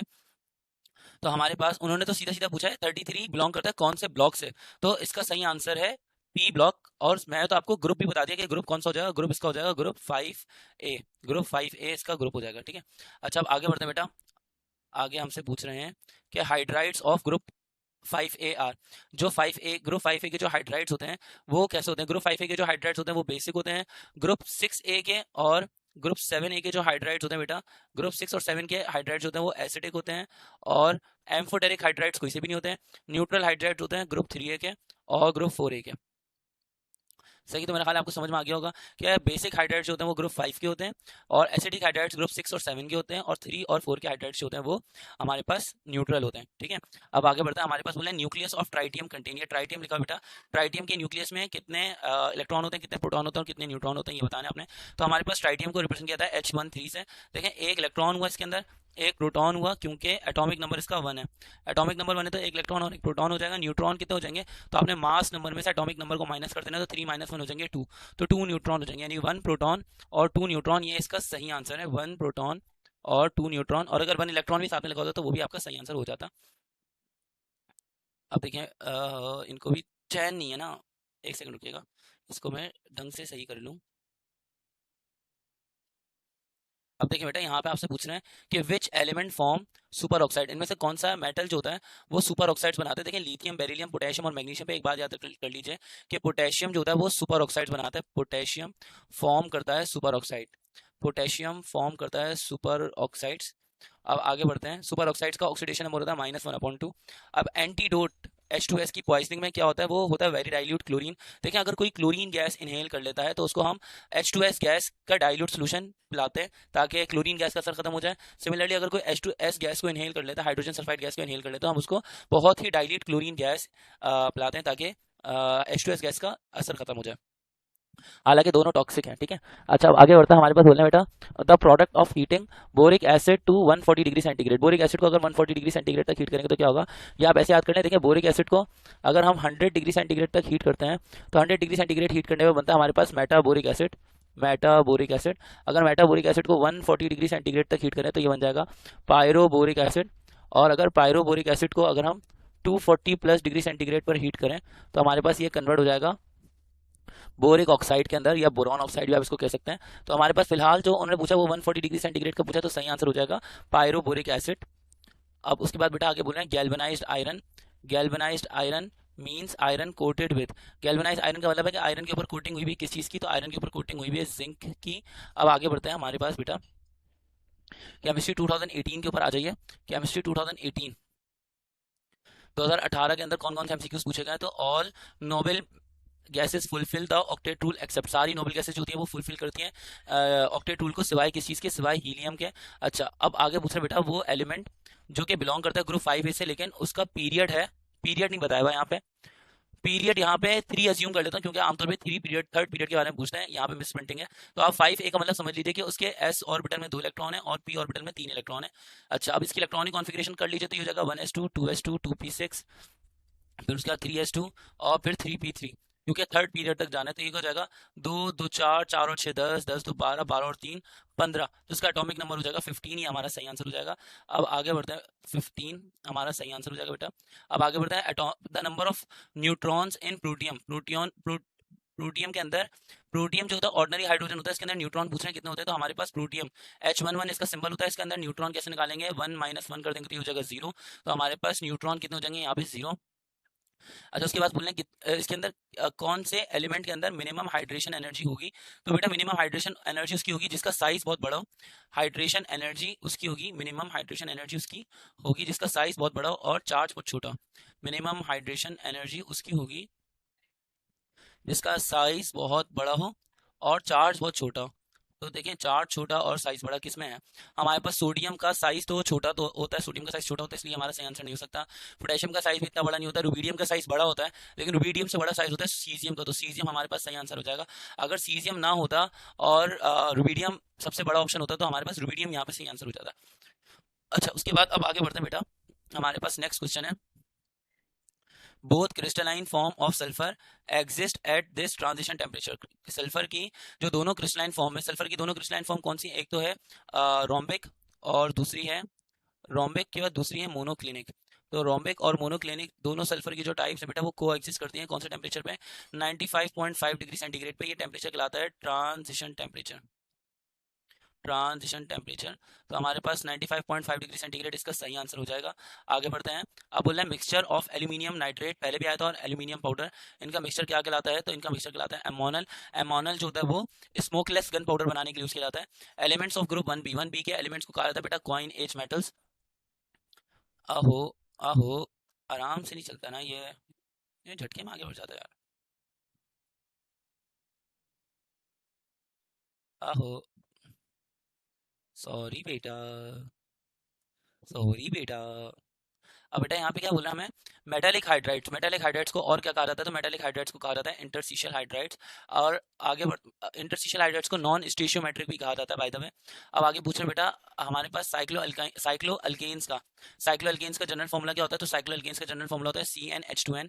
साइक्लो अल्केन्स का जनरल फॉर्मूला होता है CnH2n, जबकि साइक्लो अल्कीन्स का जनरल फॉर्मूला क्या होता है बेटा, साइक्लो अल्कीन्स का जनरल फॉर्मूला होता है CnH2n-2, और साइक्लो अल्काइंस का जनरल फॉर्मूला क्या होता है CnH2n-4। तो यहाँ पे हमारे पास क्या आंसर आ जाएगा, साइक्लो अल्केन्स का जनरल फॉर्मूला है CnH2n। और अब आगे बढ़ते हैं, हमारे पास फंक्शनल ग्रुप बेटा पूछ रहे हैं, functional group in RSH। RSH के अंदर फंक्शनल ग्रुप क्या होता है, थायो अल्कोहल। देखिए सल्फर भी हमारा फंक्शनल ग्रुप ही तो है, और सल्फर के कंपाउंड्स को कहा जाता है थायो अल्कोहल। अच्छा, आगे बढ़ते हैं, another name of methane, methane का एक और नाम क्या है, मीथेन का एक और नाम है मार्श गैस, यानी ये दलदली जगहों से पाई जाती है, दलदल वाली जगहों से पाई जाती है, तो इसलिए इस गैस को कहा जाता है मार्श गैस। अच्छा, मोस्ट स्टेबल कार्बोनियम आयन, सबसे स्टेबल कार्बोनियम आयन कौन सा है, देखें टर्शरी जो होता है वो सबसे मोस्ट स्टेबल होता है। टर्शरी की पहचान क्या है कि R3 और साथ में पॉजिटिव चार्ज लिखा होगा कार्बन के ऊपर, हमारा टर्शरी ये मोस्ट स्टेबल होता है। जबकि लीस्ट स्टेबल कौन सा होता है, लीस्ट स्टेबल जो होता है वो प्राइमरी होता है, वो भी 0 डिग्री। लीस्ट स्टेबल जो होता है वो होता है प्राइमरी, और प्राइमरी के अंदर भी कौन सा वाला है, 0 डिग्री, ठीक है। अब आगे हमारे पास बढ़ते बेटा, यहाँ पे बोल रहे हैं मोस्ट स्टेबल कौन सा है, तो मोस्ट स्टेबल है हमारे पास R3+, यानी कि टर्शरी, टर्शरी वाला जो है ना वो हमारे पास सबसे मोस्ट स्टेबल है। अब आगे बोल रहे हैं बेटा रेक्टिफाइड स्प्रिट, रेक्टिफाइड स्प्रिट के अंदर कितना अल्कोहल होता है, तो रेक्टिफाइड स्प्रिट के अंदर 92-95% अल्कोहल होता है। 100% अल्कोहल जिसमें होता है हम उसको कहते हैं एब्सोल्यूट अल्कोहल, एब्सोल्यूट अल्कोहल। और हमारे पास 75 to 80% तो खैर किसी में नहीं होता, 85% जिसके अंदर होता है तो उसको कहा जाता है डी नेचर्ड अल्कोहल। ठीक है, डी नेचर्ड अल्कोहल, तो आप ये याद कर लेगा। अच्छा, अब हमारे पास बेटा आगे क्या बोले, it is used as a preservative for biological specimen. Basically आपको आसान अल्फाज में बताता हूँ, जो लाशें होती हैं, लाशों को प्रिजर्व करने के लिए जो सबसे ज़्यादा इंपॉर्टेंट केमिकल कंपाउंड यूज होता है वो है फॉर्मलिन। और सिर्फ लाशें नहीं, किसी भी मुर्दा चीज़ को प्रिजर्व करने के लिए जो कंपाउंड यूज होता है वो कंपाउंड है फॉर्मलिन। ठीक है, अब आते हैं ग्लाइकोजन पे। ग्लाइकोजन क्या होता है बेटा, ग्लाइकोजन एक पॉलीसैकेराइड है। सिट्रस फ्रूट्स यानी कि जो खट्टे फ्रूट्स होते हैं वो कौन से विटामिन की इंपॉर्टेंट सोर्स होते हैं, तो ये होता है विटामिन सी।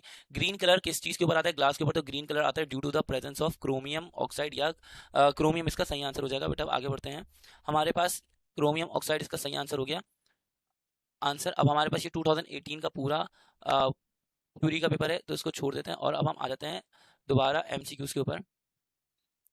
यहाँ पे हम आगे 2017 के एमसीक्यूज पे बेटा, 2017 के एमसीक्यूज के अंदर हम लोग घुस चुके हैं। तो 2017 के एमसीक्यूज के अंदर ऐसी क्या खास बात है कि जो मैं आपको पढ़ा रहा हूँ, कोई खास बात नहीं है, बहुत आसान है। This is not nitrogenous fertiliser, इनमें से कौन सा नाइट्रोजीनियस फर्टिलाइजर नहीं है। यूरिया के अंदर नाइट्रोजन होता है तो इसलिए ये भी गलत, अमोनियम के अंदर भी नाइट्रोजन होता है इसलिए भी गलत, अमोनियम के अंदर अगेन नाइट्रोजन होता है इसलिए ये भी गलत। रह गया ट्रिपल फॉस्फेट। ट्रिपल फॉस्फेट जो होता है बेटा इसके अंदर फॉस्फोरस होता है, नाइट्रोजन नहीं होता है, इसलिए ये हमारा नाइट्रोजीनियस फर्टिलाइजर नहीं है और ये हमारा सही आंसर है। केमिकल फॉर्मूला कोलिमिनाइट का क्या होता है, केमिकल फॉर्मूला होता है कोलिमिनाइट का C8 2B4O7 C8 2B6O11 dot 5H2, ये हमारे पास कोलिमिनाइट का फॉर्मूला है। और अब हम इसके नीचे बढ़ते हैं बेटा, हमारे पास एक एमसीक्यू गायब है, आई होप मैं इसको देख लेता हूँ। अच्छा नहीं, एक एमसीक्यू गायब नहीं है, मैं ज़रा जल्दी आगे बढ़ गया जज्बात में। तो बेटा यहाँ पे हमारे पास थर्ड पे क्या लिखा हुआ है, कॉइन एज मेटल्स जो होते हैं वो एलिमेंट होते हैं ग्रुप 1B के। ग्रुप 1B के एलिमेंट्स होते हैं और उनके अंदर कौन कौन से एलिमेंट्स होते हैं, तो हमें बताने देखें कॉइन एज मेटल्स कौन से होते हैं। सिक्कों के दौर के अंदर जो एलिमेंट्स यूज होते थे, सिक्कों के दौर के अंदर, सिक्कों के दौर में कौन से यूज होते थे सिक्कों के दौर में, तो सिक्कों का दौर इसीलिए उनको कहा जाता है कॉइन एज। देखिए कॉपर, सिल्वर और गोल्ड, ये हमारे पास तीनों सही आंसर है। तो आपको नजर आ जाएगा बेटा कॉपर, सिल्वर और गोल्ड, ये इसका सही आंसर है। अच्छा उसके बाद आगे बोल रहे हैं having half filled shell hydrogen resembles with. देखें हाफ फिल्ड बैलेंस शेल की वजह से हाइड्रोजन रिजेंबल करता है किस चीज़ से, ग्रुप 4A से, क्योंकि ग्रुप 4A के पास भी हाफ फिल्ड होता है। 8 होने चाहिए, 8 नहीं होता बल्कि 4 होते हैं उनके पास, तो वो हाफ फिल्ड है। हाइड्रोजन के पास 2 होने चाहिए, 2 नहीं होता, 1 होता है, इसलिए वो भी क्या हो गया, हाफ फिल्ड हो गया। इस तरह से हम बोल सकते हैं कि हाइड्रोजन रिजेंबल करता है ग्रुप 4A से। प्लास्टर ऑफ पेरिस को किस चीज़ से ऑब्टेन किया जाता है, तो प्लास्टर ऑफ पेरिस को निकाला जाता है जिप्सम से। जिप्सम हमारा सही आंसर है। अब आगे बढ़ते हैं, एल्यूमिनियम मिक्सचर और एल्यूमिनियम पाउडर जो होता है, इन एल्यूमिनियम पाउडर और एल्यूमिनियम नाइट्रेट का जो मिक्सचर होता है वो क्या कहलाता है, एमोनल। ये बहुत मरतबा रिपीट हो गया बेटा ये वाला एमसीक्यू।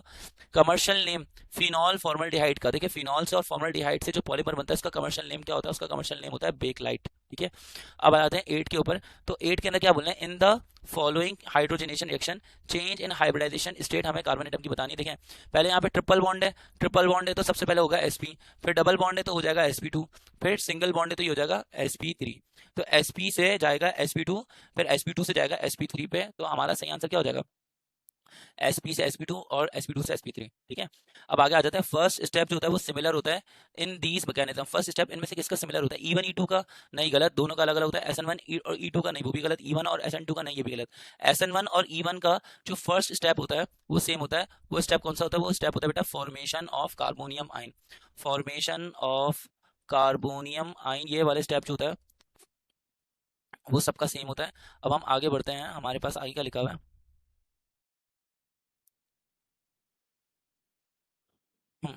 अब आते हैं बेटा यहाँ पे, हमारे पास यहाँ पे क्या बोल रहे हैं, इन एसीटोन, एसीटोन के अंदर नंबर ऑफ बॉन्ड्स कितने होते हैं। देखिए एसीटोन का स्ट्रक्चर ड्रॉ करते हैं।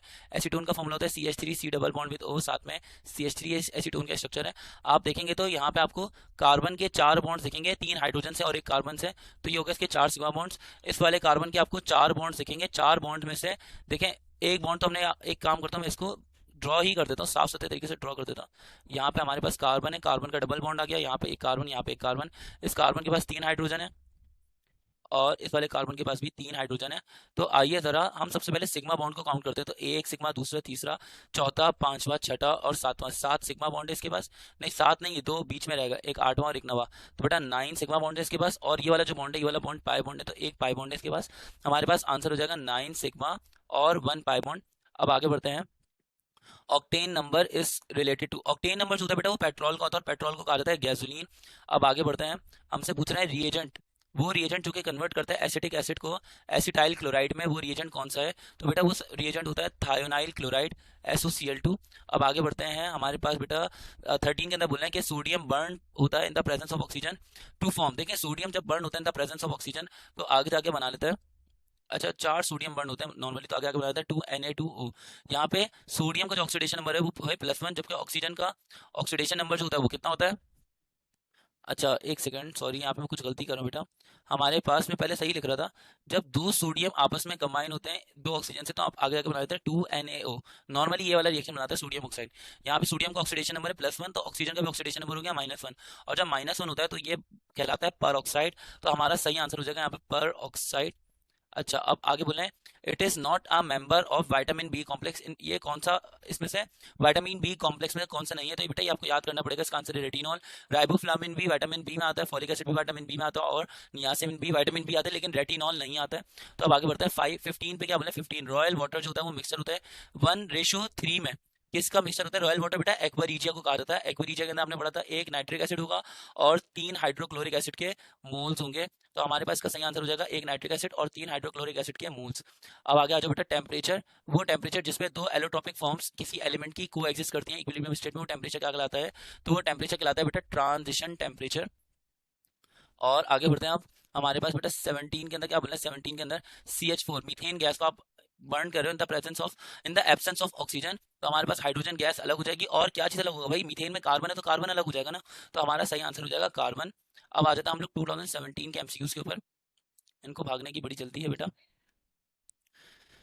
अब 2017 के एमसीक्यूज हमने सॉल्व कर लिया, तो 2016 के एमसीक्यूज के ऊपर आ जाते हैं। जल्दी जल्दी इसको सॉल्व करते हैं बेटा। हमारे पास 2016 के एमसीक्यूज के अंदर भी सब इंशाल्लाह ताला आसान होंगे। तो हमसे पूछ रहे हैं वुड स्प्लिट का एक और नाम क्या होता है? वुड स्प्लिट का एक और नाम होता है मिथाइल अल्कोहल या फिर मिथानॉल। कॉड लिवर ऑयल जो होता है बेटा, कॉड लिवर ऑयल ये विटामिन ए की सोर्स होता है। अच्छा वो एसिड जो कि ग्लास के ऊपर डिजाइन बनाने के लिए यूज किया जाता है, तो वो एसिड होता है HF, और इस प्रोसेस को कहा जाता है इचिंग। ग्लास के ऊपर डिजाइनिंग का जो प्रोसेस होता है वो कहलाता है इचिंग। इथाइल एसीटेट किस चीज में प्रेजेंट होता है? इथाइल एसीटेट ऑप्शन देखने पड़ेंगे। इथाइल एसीटेट पाइनएप्पल में बेटा, मतलब यहाँ पे वो आपको बता रहे हैं कि इथाइल एसीटेट पाइनएप्पल में मौजूद होता है, और प्रॉमिस बाय गॉड ये वाला मुझे भी नहीं पता था। अब आगे बढ़ते हैं, हमसे पूछ रहे हैं कि ऑक्टेन नंबर बढ़ाने के लिए क्या चीज ऐड की जाती है पेट्रोल के अंदर? तो ऑक्टेन नंबर बढ़ाने के लिए टेट्रा इथाइल लेड ऐड किया जाता था। टेट्रा इथाइल लेड का मतलब है लेड बीच में है और साथ में 4 इथाइल ग्रुप है, C2H5 C2H5 C2H5 और C2H5। अब आप टेट्रा इथाइल लेड को लिखोगे तो ऐसे लिखोगे C2H5 4 टाइम्स और साथ में लिखा हुआ है लेड। तो हमारा बेटा सही आंसर क्या हो जाएगा? हमारा सही आंसर हो जाएगा C2H5 4 टाइम्स और साथ में P भी लिखा हुआ होगा। हाइड्राइड्स ऑफ ग्रुप 4 है, ग्रुप 4A के जो हाइड्राइड्स होते हैं वो न्यूट्रल होते हैं, 3A के हाइड्राइड्स भी न्यूट्रल होते हैं।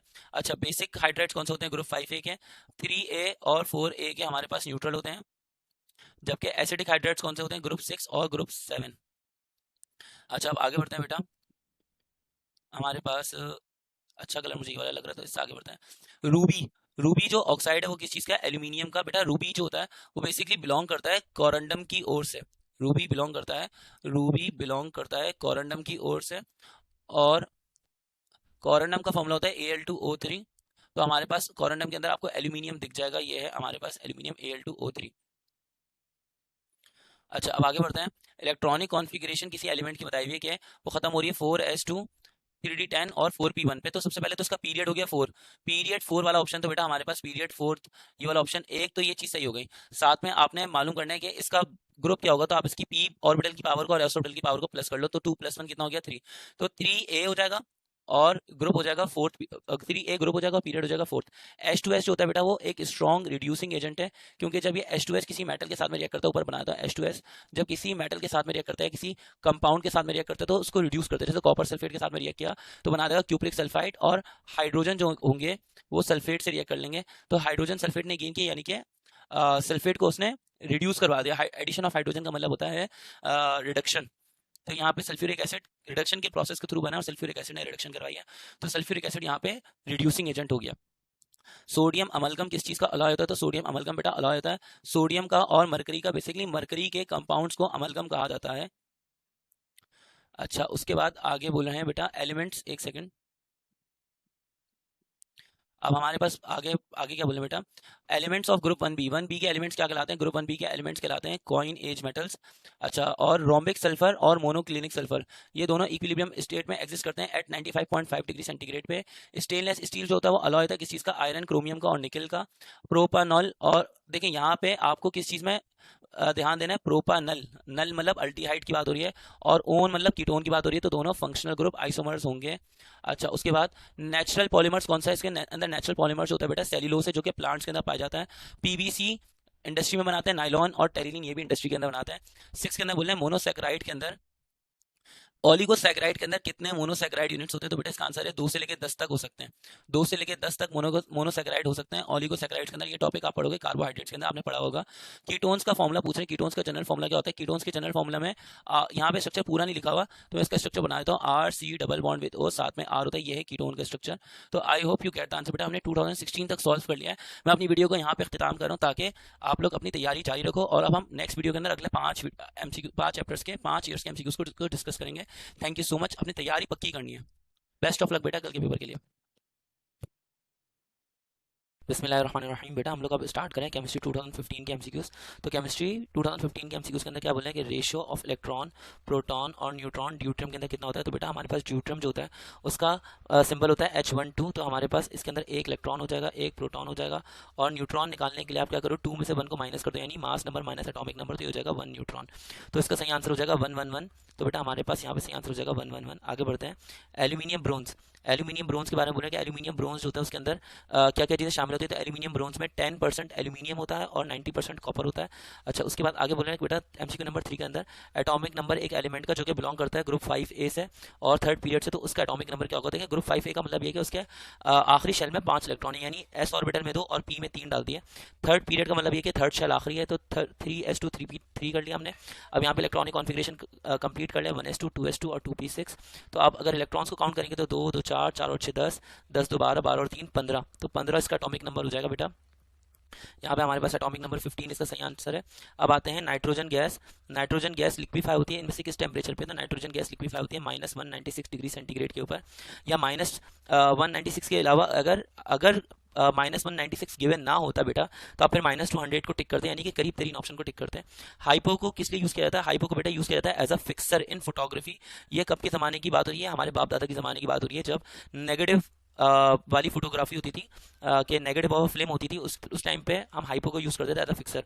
ये ज़माना कब का गुजर गया, और सिंध बोर्ड से बेटा यहाँ पे अभी तक अटका पड़ा है, तो इसको आगे बढ़ते हैं, बस छोड़ देते हैं इसको यहाँ पे। अब यहाँ पे पूछ रहे हैं कि ये ग्रुप कौन सा, इसमें इनमें से कौन सा ग्रुप जो है वो मेटा डायरेक्टिंग है। तो बेटा मेटा डायरेक्टिंग ग्रुप जो होता है वो यहाँ पे कार्बोक्साइल ग्रुप होता है, COOR ग्रुप, कार्बोक्साइल ग्रुप और कार्बोनाइल ग्रुप। देखिए मैं आपको मेटा डायरेक्टिंग बता देता हूँ, ये याद कर लें, ऑर्थो डायरेक्टर खुद ब खुद याद रख देंगे। हमारे पास मेटा डायरेक्टिंग के अंदर आते हैं कार्बोनाइल यानी कि CO, और कार्बोक्साइल ग्रुप होते हैं COO, और इसके अलावा आते हैं नाइट्रो ग्रुप NO2, और साथ में सल्फोनिक ग्रुप SO3H ग्रुप। ये हमारे पास मेटा डायरेक्टर्स हैं, बाकी सारे जो है आप ऑर्थो डायरेक्टर्स के अंदर शुमार कर लिएगा। अब फॉर्मूला ऑफ वैलेरिक एसिड देखें, वैलेरिक एसिड जो होता है ये होता है पेंटानुइक एसिड, यानी कि 5 कार्बन होते हैं इसके अंदर। आप देखें 5 कार्बन किसके अंदर, इसके अंदर देखेंगे तो 1 और फिर 2 और 2 से मल्टीप्लाई के 3 और एक 4, 4 है इसके अंदर, तो ये गलत हो गया। इसके अंदर 1 और 4, 1 और 4 5, 5 और 1 6, तो 6 भी गलत हो गया। अच्छा, यहाँ पर देखेंगे तो 1 और 5 6, 6 और 1 7, 7 है यहाँ पे, ये भी गलत हो गया। और अब यहाँ पे देखेंगे 1 1 और 3 लिखा हुआ है, 3 और 1 4, 4 और 1 5। तो आप समझ गए होंगे मैं किस तरीके से बात करूँ, तो हमारा सही आंसर हो जाएगा पेंटानोइक एसिड। देखिए इसके अंदर CH2 3 मरतबा है, तो मतलब 3 कार्बन, और CH3 एक बार है, तो इसके अंदर 1 कार्बन 4 कार्बन, और COOH ग्रुप का 1 कार्बन, तो 5 कार्बन। अब आगे बढ़ते हैं, ग्लूकोज और फ्रक्टोज। बेटा ये इतनी बार रिपीट हो गया कि ग्लूकोज और फ्रक्टोज होते हैं वो एक दूसरे के फंक्शनल ग्रुप आइसोमर्स होते हैं। ये एक दूसरे के होते हैं फंक्शनल ग्रुप आइसोमर्स। में इसको ऊपर बढ़ा देता हूँ। अच्छा, अब आगे बढ़ते हैं, हमारे पास बोले 9th पे कि फंक्शनल ग्रुप RSH के अंदर क्या होता है। देखिए RSH से मुराद है सल्फर, जहाँ पे आ जाए ना तो आप समझ लें थायो की बात हो रही है। सल्फर जहाँ पे आ जाए तो थायो की बात हो रही है, यहाँ पे हो जाएगा फंक्शनल ग्रुप थायो अल्कोहल। और अब इसके बाद आगे बढ़ते हैं, मिल्क शुगर जो होता है बेटा, मिल्क शुगर जो होता है वो लैक्टोज भी कहलाता है। मिल्क शुगर जो होता है वो कहलाता है लैक्टोज। और इसके आगे बढ़ते हैं। हमारे पास बाइनरी कंपाउंड्स ऑफ हाइड्रोजन, जो बाइनरी कंपाउंड्स ऑफ हाइड्रोजन होते हैं और ट्रांजिशन मेटल्स के साथ कंबाइन होते हैं। ट्रांजिशन मेटल मतलब ग्रुप बी के एलिमेंट्स, जो ग्रुप बी के एलिमेंट्स हैं वो ट्रांजिशन एलिमेंट्स हैं और ये सारे मेटल्स होते हैं। तो इन हाइड्रेट्स को कहा जाता है मेटैलिक हाइड्रेट्स। स्पेलिंग गलत हो गई है मेरी, तो खैर जाने देते हैं इसको। मेटैलिक हाइड्रेट्स हमारा सही आंसर हो जाएगा बेटा यहाँ पे। सिट्रस फ्रूट्स होते हैं वो इंपॉर्टेंट सोर्स होते हैं विटामिन सी की। किप्स एपरेटस बेटा यूज किया जाता है हाइड्रोजन सल्फाइड की प्रिपरेशन के लिए, आपकी टेक्स्ट बुक में चैप्टर नंबर 4 के अंदर मौजूद है। ब्लड कैंसर जो होता है बेटा वो बेंजीन से होता है। ब्लड कैंसर होता है बेंजीन से, और ब्लड कैंसर का एक नाम भी होता है, वो नाम क्या है? तो ब्लड कैंसर का नाम होता है लुकीमिया। बहुत सारी टाइप्स हैं, उनमें से ब्लड कैंसर का एक नाम है लुकीमिया, वो बेंजीन की वजह से होता है। और हमारे पास आगे बढ़ते हैं। डोलोमाइट का फॉर्मूला बेटा, डोलोमाइट का फॉर्मूला होता है MgCO3.CaCO3। EDTA कौन सा टाइप का लिगेंड है? तो EDTA होता है बेटा हेक्साडेंटेट लिगेंड। EDTA होता है हेक्साडेंटेट लिगेंड। और हमारे पास यहाँ पे अब 2015 के MCQs डन हो गए। अब हम इसके बाद नेक्स्ट ईयर पे चले जाते हैं। नहीं, एक MCQ रह गया। देखिए EDTA वो तो हमारे पास हेक्साडेंटेट लिगेंड है। एक सेकंड, ये क्या हो गया इसको? EDTA हमारे पास है बेटा हेक्साडेंटेट लिगेंड, सॉरी। और अब आगे बढ़ते हैं। 17 पे लिखा हुआ है percentage by weight of ethanol in rectified spit. बेटा रेक्टिफाइड स्पिट के अंदर ना 92 to 95% होता है इथानॉल, ठीक है। तो हमारे पास इथानॉल होगा यहाँ पे 92 95%। अब आगे बढ़ते हैं बेटा, नीचे आते हैं यहाँ पर। हाँ, यहाँ पर 2015 के सेक्शन सी की और सेक्शन बी की बात हो रही है, तो ये तो हम कर नहीं रहे, अभी MCQs की वीडियो है। 2014 पर आ जाते हैं। 2014 के अंदर बोल रहे हैं फर्टिलाइजर्स का मेन काम क्या होता है? पीएच को मेंटेन करना, कहाँ से कहाँ तक? तो फर्टिलाइजर का, एक सेकंड, ये क्या मसला है यार इसका? फर्टिलाइजर जो होता है मेंटेन करता है पीएच ऑफ सॉइल को, कहाँ से कहाँ तक? 7 से लेके 8 तक। अच्छा, first 7 groups of the periodic table are divided into, देखें फर्स्ट 7 ग्रुप कौन कौन से, यानी कि ग्रुप 1 से लेके ग्रुप 1A से लेकर ग्रुप 7A तक के जितने भी एलिमेंट्स हैं उनको कहा जाता है रिप्रेजेंटेटिव एलिमेंट्स। जो ग्रुप 8A है उसको नोबेल गैसेस कहा जाता है। वो कंट्रोवर्शियल है, कभी उसको रिप्रेजेंटेटिव एलिमेंट्स में ले लेते हैं, कभी उसको रिप्रेजेंटेटिव एलिमेंट्स से निकाल देते हैं। तो अभी फिलहाल उसको रिप्रेजेंटेटिव एलिमेंट्स में शुमार नहीं करते।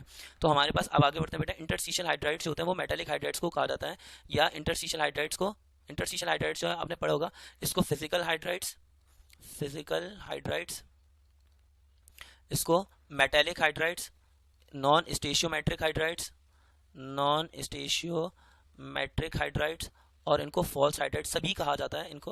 अब आगे बढ़ते हैं। सेपोनिफिकेशन बेटा किसकी फॉर्मेशन को कहा जाता है? सेपोनिफिकेशन यहाँ पे कहा जाता है सोप की फॉर्मेशन को, क्योंकि आप सेपोनिफिकेशन से वर्ड से याद कर लें कि सोप बनाने की बात हो रही है यहाँ पे।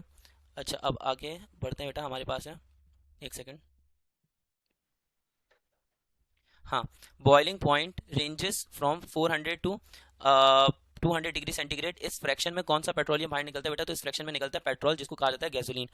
अब प्रोटियम के अंदर पूछ रहे हैं, प्रोटियम के अंदर इलेक्ट्रॉन, प्रोटॉन और न्यूट्रॉन का रेशो। तो प्रोटियम होता है H11, यानी कि एक इलेक्ट्रॉन है बेटा इसके अंदर, एक प्रोटॉन है। और न्यूट्रॉन कितने हैं? तो 1 - 1 कितना हो गया? 0। तो 0 न्यूट्रॉन है, यानी रेशो हो गया 1 1 और 0, 1 1 और 0। तो हमारा ये हो जाएगा रेशो 1 1 0, ये हमारा सही आंसर बेटा। EDTA हेक्साडेंटेट लिगेंड होता है। हेक्साडेंटेट लिगेंड का ऑप्शन कहीं पे गिवन नहीं है, तो आंसर हो जाएगा मल्टी डेंटेट लिगेंड, ठीक है। अब हमारे पास अनदर नेम पूछा जा रहा है मीथेन का। तो मीथेन का एक और नाम क्या होता है? मीथेन का एक और नाम होता है मार्श गैस। अच्छा, उसके बाद एग्जाम्पल इलेक्ट्रॉन डेफिशिएंट हाइड्राइड्स की, वो एग्जाम्पल जिसके अंदर इलेक्ट्रॉन्स की कमी है, तो इसका आंसर है बोरॉन हाइड्राइड। क्योंकि देखिए बोरॉन के पास कोई लोन पेयर नहीं होता, बोरॉन के पास 3 इलेक्ट्रॉन होते हैं, वो एक हाइड्रोजन से शेयर करते हैं, यहाँ पे एक हाइड्रोजन से शेयर करता है और एक हाइड्रोजन से यहाँ पे शेयर करता है। ऑक्टेट रूल के हिसाब से तब भी ये 6 इलेक्ट्रॉन तक पहुँच पा रहे हैं। यहाँ पे इसके पास 2 इलेक्ट्रॉन की जगह खाली है, तो ये वैकेंट स्पेस इसके पास, जहाँ पे इसको 2 इलेक्ट्रॉन चाहिए अपना ऑक्टेट कंप्लीट करने के लिए, और वो ये ले नहीं सकता, तो ये इलेक्ट्रॉन डेफिशिएंट है बोरॉन हाइड्राइड। या एल्यूमिनियम हाइड्राइड होता तो वो भी, एल्यूमिनियम हाइड्राइड होता तो वो भी इलेक्ट्रॉन डेफिशिएंट ही होता, ठीक है। अच्छा, अब आगे बढ़ते हैं। Chemical name for fruit sugar. जो फ्रूट शुगर होता है बेटा उसका केमिकल नेम क्या होता है? फ्रूट शुगर का केमिकल नेम होता है फ्रक्टोज, ठीक है। Bond angle and bond distance between the atoms in rhombic sulfur. Bond angle and bond distance between the atoms in rhombic sulphur. देखें रोम्बिक सल्फर के अंदर जो बॉन्ड एंगल होता है वो तो मुझे याद है, वो होता है 105 डिग्री। बॉन्ड लेंथ मुझे याद नहीं है, और वो यहाँ पे मैंने देख के 2.12 डिग्री आर्मस्ट्रांग पे ही टिक कर दिया, क्योंकि और कोई ऑप्शन जो है वो ठीक हो सकता है, लेकिन मैंने यहाँ पे भरोसा कर लिया 10 ईयर के ऊपर। तो आप देख लीजिएगा इसको। यहाँ बोले एनिमल स्टार्च कौन सा है? तो एनिमल स्टार्च होता है वो होता है ग्लाइकोजन। अच्छा, डेंसिटी 98% नाइट्रिक एसिड की कितनी होती है बेटा? ये भी मुझे ज़बानी याद नहीं है, तो आप इसको देख लिएगा, ये मुझे ज़बानी याद नहीं है। यहाँ पे 10 ईयर पे भरोसा करके मैं 1.51 पे टिक कर देता हूँ। आपको जिसका मैं कह रहा हूँ कि देख लेगा, तो लाजमी उसका प्लीज़ देख लेगा, टाइम मिले तो। अगर टाइम ना मिले तो आप भी भरोसा करके आगे चली जाइएगा, कोई मसले वाली बात नहीं है, खैर होती है। अच्छा, अब आगे बढ़ते हैं। अब आगे बढ़ते हैं, हमारे पास क्या लिखा हुआ है, केमिकल फॉर्मूला Al2O3.3H2O का क्या होता है। तो Al2O3.3H2 बेटा ये गिबेसाइड का फॉर्मूला है। अगर हमारे पास लिखा होता है Al2O3.H2O तो ये कहलाता है डायस्पोर। अगर सिर्फ लिखा होता है Al2O3 तो इसके दो नाम दे सकते थे, एक तो नाम होता है एलुमिना लेकिन ये एमोर्फस फॉर्म होती है, और दूसरा होता है कोरंडम जो कि क्रिस्टलाइन फॉर्म होती है, तो आपको लाजमी तौर पे बता देते हैं। और एक होता है Al2O3.NH2O तो ये कहलाता है बॉक्साइट। ठीक है, अच्छा अब इसके बाद आगे बढ़ते हैं बेटा, हमारे पास इसका सही आंसर हो जाएगा कीमेसाइट। अच्छा, this imparts red colour to glass. Red colour कौन सा देता है, तो रेड कलर देता है जिंक, और ग्रीन कलर देता है क्रोमियम। रेड कलर देता है बेटा जिंक, रेड कलर देता है जिंक, एक सेकेंड। तो बेटा हमारे पास रेड कलर जो आता है वो जिंक की वजह से आता है रेड कलर, और हमारे पास जो ग्रीन कलर आता है वो आता है क्रोमियम की वजह से, और इसके अलावा जो कॉपर और कोबाल्ट की वजह से आता है ये आता है ब्लू कलर। अब दोनों के अंदर ब्लू कलर में शेड में डिफरेंस होता है तो वो मैं यहाँ पे एक्सप्लेन नहीं कर रहा, आप आएगा तो दोनों में ब्लू कलर देख लिया, कोई एक ही पूछेंगे ब्लू कलर के लिए इंशाल्लाह ताला। कैप्रिक एसिड पे आते हैं। कैप्रिक एसिड जो होता है बेटा इसके अंदर ये कहलाता है हेक्सानुइक एसिड। तो हेक्सानुइक एसिड के अंदर हमारे पास 6 हेक्सेन होंगे, 6 कार्बन होंगे। तो देखिए यहाँ पर एक कार्बन है, फिर CH2 के अंदर 4 कार्बन हो गए, तो एक और 4 5 कार्बन, और एक ये छठा कार्बन। तो बेटा ये हो गया हमारे पास 6 कार्बन। तो ये इसका सही आंसर हो जाएगा CH3.CH2 4.COOH। ठीक है, अब आगे पूछ रहे हैं कि कार्बन एटम्स मोनोसैकेराइड्स के अंदर कितने होते हैं। मोनोसैकेराइड्स के अंदर कार्बन एटम्स होते हैं 3 से लेकर 10 तक। अब हमने बेटा 2014 को सॉल्व कर लिया है, अब हम आते हैं 2013 के MCQs को सॉल्व करते हैं। बिस्मिल्लाहिर्रहमानिर्रहीम। फॉर्मूला हाइपोक्लोरस एसिड का क्या होता है, हाइपोक्लोरस एसिड का फॉर्मूला होता है HOCl। अच्छा उसके बाद आगे बोल रहे हैं कि highest number of unpaired electrons. Unpaired electrons highest इनमें किस में होते हैं, तो इसका आंसर है मैग्नीज। मैग्नीज कैसे है वो समझते हैं, मैग्नीज। तो बेटा हमारे पास मैग्नीज का एटॉमिक नंबर जो होता है, मैग्नीज का एटॉमिक नंबर होता है 25। अगर आप इसकी इलेक्ट्रॉनिक कॉन्फ़िगरेशन करेंगे तो इसकी इलेक्ट्रॉनिक कॉन्फ़िगरेशन के आखिर में आएगा 3d5। तो अगर आप इसके डी ऑर्बिटल्स को ड्रॉ कर लें तो हमारे पास 5 अनपेयर्ड इलेक्ट्रॉन्स हो जाएंगे, 1 2 3 और 4 और एक 5, 5 अनपेयर्ड इलेक्ट्रॉन्स होंगे मैग्नीज के अंदर जो कि सबसे ज़्यादा है। तो इसलिए मैग्नीज हमारा राइट आंसर होगा। इसके आइन के अंदर भी सबसे ज़्यादा हाईएस्ट अनपेयर्ड इलेक्ट्रॉन्स होंगे। केमिकल नेम जो होता है लाइफिंग गैस का वो होता है नाइट्रस ऑक्साइड। नाइट्रस नाइट्रस का पूरा नाम क्या है, N2O। अच्छा उसके बाद है हमारे पास बेटा this has minimum hydration energy. देखिए हाइड्रेशन एनर्जी मिनिमम पूछ रहे हैं कि किसकी हाइड्रेशन एनर्जी जो होगी वो मिनिमम होगी। इसका आंसर क्या है ये समझते हैं। देखिए मिनिमम हाइड्रेशन एनर्जी होने के लिए दो चीज़ें चाहिए। Minimum hydration energy, minimum hydration energy होने के लिए दो चीज़ें चाहिए, एक तो साइज बहुत बड़ा हो, साइज बहुत बड़ा हो, और चार्ज बहुत छोटा हो। साइज बहुत बड़ा और चार्ज काफ़ी छोटा हो। तो देखें चार्ज काफ़ी छोटा है, +1 का चार्ज है हमारे पास, इसके ऊपर सीजियम के ऊपर +1 का चार्ज है, और सीजियम का साइज इन सब में सबसे बड़ा है क्योंकि ये ग्रुप के अंदर सबसे नीचे आता है। तो इसीलिए हमारा सीजियम सही आंसर हो जाएगा बेटा, कि सीजियम की हाइड्रेशन एनर्जी सबसे कम हो जाएगी। अच्छा उसके बाद साइक्लो अल्केन्स का जनरल फॉर्मूला, पिछले MCQs के अंदर बताया कि साइक्लो अल्केन्स का जनरल फॉर्मूला होता है CnH2n। और अगर हमसे पूछ लें साइक्लो अल्कीन्स का तो हो जाएगा उनका CnH2n-2, और अगर उसका पूछ लें साइक्लो अल्काइंस का तो हो जाएगा CnH2n-4। साइक्लो अल्काइंस में अगर CnH2n-4। ग्लाइकोजन जो होता है बेटा, ग्लाइकोजन एक पॉलीसैकेराइड है। ठीक है, अच्छा उसके बाद एक सेकंड रुकिएगा। हाँ 7 पे बेटा हमसे पूछ रहे हैं 7 के अंदर कि वो गैस जो कि फर्स्ट वर्ल्ड वॉर के अंदर यूज़ की गई थी, तो वो गैस है बेटा मस्टर्ड गैस।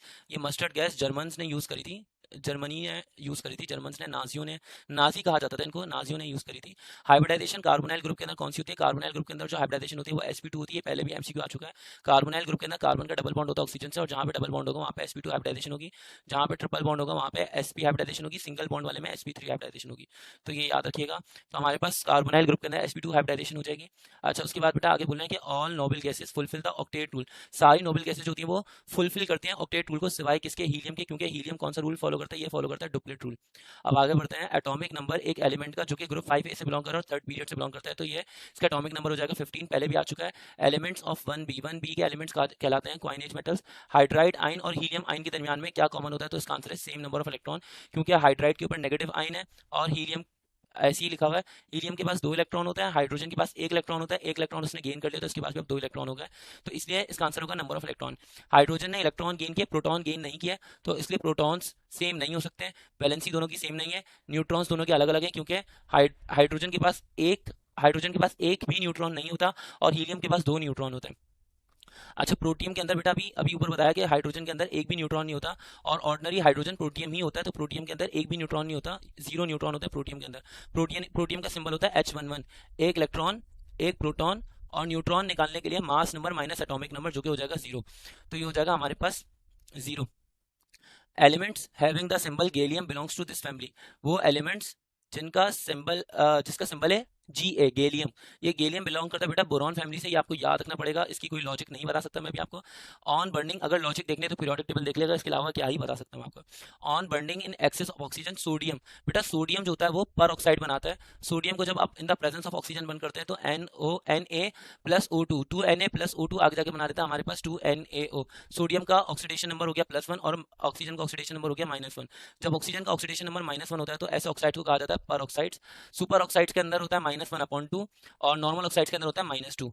तो ये आपसे पूछ सकते हैं बेटा। अब आगे पूछ रहे हैं कि एल्यूमिनियम नाइट्रेट का मिक्सचर और एल्यूमिनियम पाउडर का जो मिक्सचर होता है ये क्या कहलाता है, तो इसका आंसर है एमोनल। Ca2B6O11.5H2, ये किस चीज का फॉर्मूला है, तो इसका आंसर है कॉल्यूमिनाइट। ये कॉल्यूमिनाइट का फॉर्मूला बेटा। अब आगे बढ़ते हैं हमारे पास 2012 के एमसीक्यूज पे।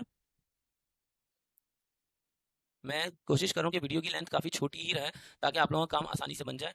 अब आजा बेटा, हमारे पास पूछ रहे हैं नंबर 1 पे, the number of electrons in each lanthanide and actinide series. इस लेंथेनाइड और एक्टेनाइड सीरीज के अंदर जो नंबर ऑफ एलिमेंट्स होते हैं वो होते हैं 14, ठीक है। अच्छा, वाटर गैस लेंथेनाइड और एक्टेनाइड सीरीज बेसिकली होती कौन सी एलिमेंट्स की सीरीज है, ये तो होती है एफ ब्लॉक एलिमेंट्स की सीरीज, एफ ब्लॉक एलिमेंट्स की सीरीज होती है, ठीक है। अच्छा, अब आगे बढ़ते हैं। वाटर गैस को प्रोड्यूस किया जाता है by passing steam over red hot coke. तो वाटर गैस को प्रोड्यूस किया जाता है by passing steam over red hot coke at 1000 degree centigrade. Reaction है C+H2O। आगे जाके 1000 डिग्री सेंटीग्रेड तक उसको हीट करोगे तो हमारे पास बन जाएगा CO+H2। ये CO+H2 कहलाती है वाटर गैस। तो हमारा बेटा यहाँ पे आंसर हो जाएगा 1000 डिग्री सेंटीग्रेड। अब कौन सा मेटल सुपर ऑक्साइड बनाता है, तो इसका आंसर है पोटेशियम। ये बहुत पूछते हैं बेटा। टिनकल किस चीज का मिनरल होता है, तो टिनकल बोरेक्स का मिनरल, बोरॉन का मिनरल होता है। टिनकल बोरेक्स को कहा जाता है, टिनकल कहा जाता है बोरॉन, टिनकल कहा जाता है बोरेक्स को। और इसका फॉर्मूला होता है Na2B4O7.10H2O। तो आपको यहाँ पे बोरॉन नजर आ गया, तो बोरॉन इसका सही आंसर है। अच्छा, किप्स एपरेटस जो होता है बेटा वो यूज होता है H2S गैस की प्रिपरेशन के लिए। This gas is used for treating ethene with sulphur monochloride. Sulphur monochloride के साथ में आपको, सल्फर मोनोक्लोराइड को जब इथीन के साथ में रिएक्ट करवाया जाता है तो हमारे पास मस्टर्ड गैस बनती है। आप इसकी केमिकल इक्वेशन पढ़ चुके हैं चैप्टर नंबर 7 में। वो कौन सी गैस है जो वेल्डिंग के अंदर यूज की जाती है, तो वेल्डिंग के अंदर यूज की जाने वाली गैस है इथाइन। ग्रिग्नॉट रिएजेंट कीटोन के साथ रिएक्ट करता है तो क्या बनाता है, ग्रिग्नॉट रिएजेंट कीटोन के साथ रिएक्ट करता है तो बनाता है 3 डिग्री अल्कोहल। अगर ग्रिग्नॉट रिएजेंट फॉर्मल्डिहाइड से रिएक्ट करता है, फॉर्मल्डिहाइड से रिएक्ट करता है तो बनाता है 1 डिग्री अल्कोहल। फॉर्मल्डिहाइड से रिएक्ट करके बनाता है 1 डिग्री अल्कोहल। और अगर 2 डिग्री अल्कोहल बनाना है तो उसको रिएक्ट करना पड़ेगा किस चीज से, अल्डिहाइड से, अल्डिहाइड से रिएक्ट करना पड़ेगा। आ जाओ जाओ। अच्छा, उसके बाद टॉलिंस रिएजेंट के अंदर जो एंड प्रोडक्ट होती है, मैंने शायद एक छोड़ दिया है तो वो लिख देता हूँ यहाँ पे। हमारे पास बोले कोलेस्ट्रॉल, कॉलिक एसिड और प्रोजेस्टेरॉन, ये सब क्या होते हैं, ये सब स्टेरॉइड्स होते हैं, ठीक है। अब हमारे पास ये थोड़ा टिपिकल एमसीक्यू दिया था आपको 9th वाला, इंशाल्लाह कल नहीं देंगे। टॉलिंस टेस्ट के अंदर एंड प्रोडक्ट क्या होती है, टॉलिंस टेस्ट के अंदर बेटा एंड प्रोडक्ट होती है सिल्वर पीपीटी। सिल्वर मिरर बन जाता है, सिल्वर जो होता है Ag का वो नीचे डिपॉजिट हो जाता है, क्योंकि टॉलिंस रिएजेंट का पूरा नाम ही है silver nitrate, ammoniacal silver nitrate. Tollens reagent का पूरा नाम क्या है, टॉलिंस रिएजेंट का पूरा नाम है बेटा, टॉलिंस रिएजेंट का पूरा नाम है एमोनिकल, एमोनिकल सिल्वर नाइट्रेट। तो इसका जो सिल्वर होता है वो नीचे डिपॉजिट हो जाता है। अब आगे बढ़ते हैं, हमारे पास NaOH is named as caustic soda. Sodium hydroxide को कास्टिक सोडा इसलिए कहा जाता है क्योंकि बेटा ये हाथ को बर्न करता है। यहाँ पे रीजन सही नहीं गिवन, तो आपको क्या करना पड़ेगा, ये इसका सही रीजन क्या है, इसका सही रीजन है इट कोरोड्स ऑर्गेनिक टिश्यूज, ये इसका सही आंसर है। अब हमारे पास ये इसका सही आंसर नहीं है। कास्टिक, कास्टिक का मतलब क्या होता है, कास्टिक का मतलब होता है बर्न, कास्टिक का मतलब होता है बर्न। और ये क्या करता है, सोडियम हाइड्रोक्साइड जो होता है वो बर्न करता है स्किन को, यानी कि हमारी जो स्किन के टिश्यूज होते हैं उनको डैमेज कर देता है। तो ये इसका सही आंसर है, it corrodes organic tissues. Brine is a concentrated aqueous solution. Brine concentrated aqueous solution होता है किस चीज का, सोडियम क्लोराइड का यानी नमक का। और process of covering iron sheets by layer of zinc, zinc की कोटिंग करना आयरन शीट्स के ऊपर, ये प्रोसेस कहलाता है गैल्वेनाइजिंग। अब इसके नीचे आ जाते हैं बेटा, एक तो हमारा लैपटॉप अल्हम्दुलिल्लाह। अब देखो भाई, हमारे पास फंक्शनल ग्रुप जो कि क्रिसॉल के अंदर प्रेजेंट होता है, क्रिसॉल का स्ट्रक्चर देख लेते हैं। क्रिसॉल का स्ट्रक्चर क्या होता है, क्रिसॉल का स्ट्रक्चर। क्रिसॉल के अंदर होता क्या है कि हमारे पास OH लिखा होता है ऊपर और नीचे फोर्थ पोजीशन पे CH3 लिखा होता है, ये कहलाता है पैरा क्रिसॉल। अब देखो, ये जो OH ग्रुप है ये फंक्शनल ग्रुप हो गया फिनॉल का। तो phenolic OH, not alcoholic OH, ये फिनोलिक OH इसका सही आंसर है। कार्बोक्सिलिक और अल्डिहाइडिक तो गलत हो गया। मिल्क शुगर को क्या कहा जाता है? मिल्क शुगर को हम लोगों ने बहुत बार पढ़ लिया, मिल्क शुगर को लैक्टोज कहा जाता है। डाइमिथाइल ईथर और इथाइल अल्कोहल दोनों फंक्शनल ग्रुप आइसोमर्स हैं। कैसे, ये मैं आपको समझा देता हूँ। डाइमिथाइल ईथर का फॉर्मूला होता है CH3O, CH3 यह कहलाता है डाइमिथाइल ईथर। इसके अंदर फंक्शनल ग्रुप है ऑक्सीजन, जबकि इथाइल अल्कोहल का फॉर्मूला है C2H5OH, इसके अंदर फंक्शनल ग्रुप है OH, तो ये हमारा फंक्शनल ग्रुप आइसोमर हो जाएगा। 17 के अंदर देखते हैं, 17 के अंदर this functional group is present in oil and fats. कौन सा फंक्शनल ग्रुप प्रेजेंट होता है ऑयल और फैट्स के अंदर? तो इसका आंसर है ईस्टेरिक ग्रुप। ईस्टेरिक ग्रुप प्रेजेंट होता है बेटा ऑयल और फैट्स के अंदर, जो कि COO ग्रुप है, ठीक है। अब इसके नीचे बढ़ते हैं। हमारे पास 2011 के MCQs हैं। 2011 के MCQs के अंदर सबसे पहले MCQ हमसे पूछ रहे हैं कि स्वीटेस्ट शुगर कौन सी होती है। तो स्वीटेस्ट शुगर जो होती है बेटा वो होती है सुक्रोज। इथाइलिन किस लिए यूज होता है? इथाइलिन इथीन गैस होती है, और ये for the ripening of fruits भी यूज होती है, एनेस्थीसिया के तौर पर भी यूज होती है, मस्टर्ड ऑफ गैस के तौर पर भी यूज होती है। तो बेटा इसका सही आंसर होगा all of these. Ethylene use होता है ऑल ऑफ दीज के लिए। इन्होंने यहाँ पर गलत ऑप्शन को टिक किया हुआ है, ऑल ऑफ दीज इसका सही आंसर है। अब आगे बढ़ते हैं बेटा। सारी नोबल गैसेस फुलफिल करती हैं ऑक्टेट रूल को सिवाय हीलियम के। अच्छा, वो एलिमेंट्स जो कि सेम ग्रुप के अंदर आते हैं उनके number of electrons, number of valence electron same होते हैं। आखिरी शेल के अंदर जितने इलेक्ट्रॉन होते हैं वो सेम होता है हमारे पास।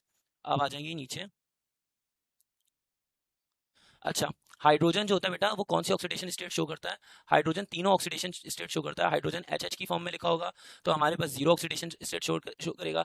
H+ की फॉर्म में +1, H- की फॉर्म में -1। तो हाइड्रोजन सारी ही ऑक्सीडेशन स्टेट शो करता है, तो इसका आंसर हो जाएगा ऑल ऑफ दीज। एलिमेंट्स जो कि सेम ग्रुप से बिलोंग करते हैं द पीरियोडिक टेबल, वो कौन से हैं यहाँ पे? तो आपको बताना है। देखिए, कैल्शियम और सोडियम एक ग्रुप 2A से बिलोंग कर रहे हैं और सोडियम ग्रुप 1A से, ये गलत हो गया। कैल्शियम ग्रुप 2A और लिथियम ग्रुप 1A, ये भी गलत हो गया। और कैल्शियम ग्रुप 2A और पोटेशियम ग्रुप 1A, ये भी गलत हो गया। हमारे पास कैल्शियम ग्रुप 2A, बेरिलियम भी ग्रुप 2A है, तो ये हमारा सही आंसर है। अच्छा, अब आगे बढ़ते हैं बेटा।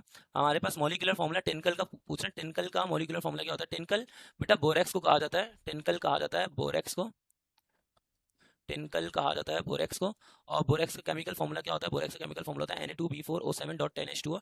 वो सब्सटेंस जिसके अंदर दो या दो से ज्यादा मेटल्स होते हैं वो सब्सटेंस क्या कहलाता है? तो वो सब्सटेंस कहलाता है अलॉय। अब हमारे पास बेटा अगला पूछना है कि वो कंपाउंड्स, कंपाउंड्स 1 ब्यूटीन और 2 ब्यूटीन, ये कौन से आइसोमर्स हैं? देखें, ब्यूटीन ब्यूटीन सेम है, पोजीशन है 1 और 2, तो साफ देखने में पता लग रहा है कि पोजीशन का फर्क है, तो पोजीशन आइसोमर्स कहलाएंगे ये।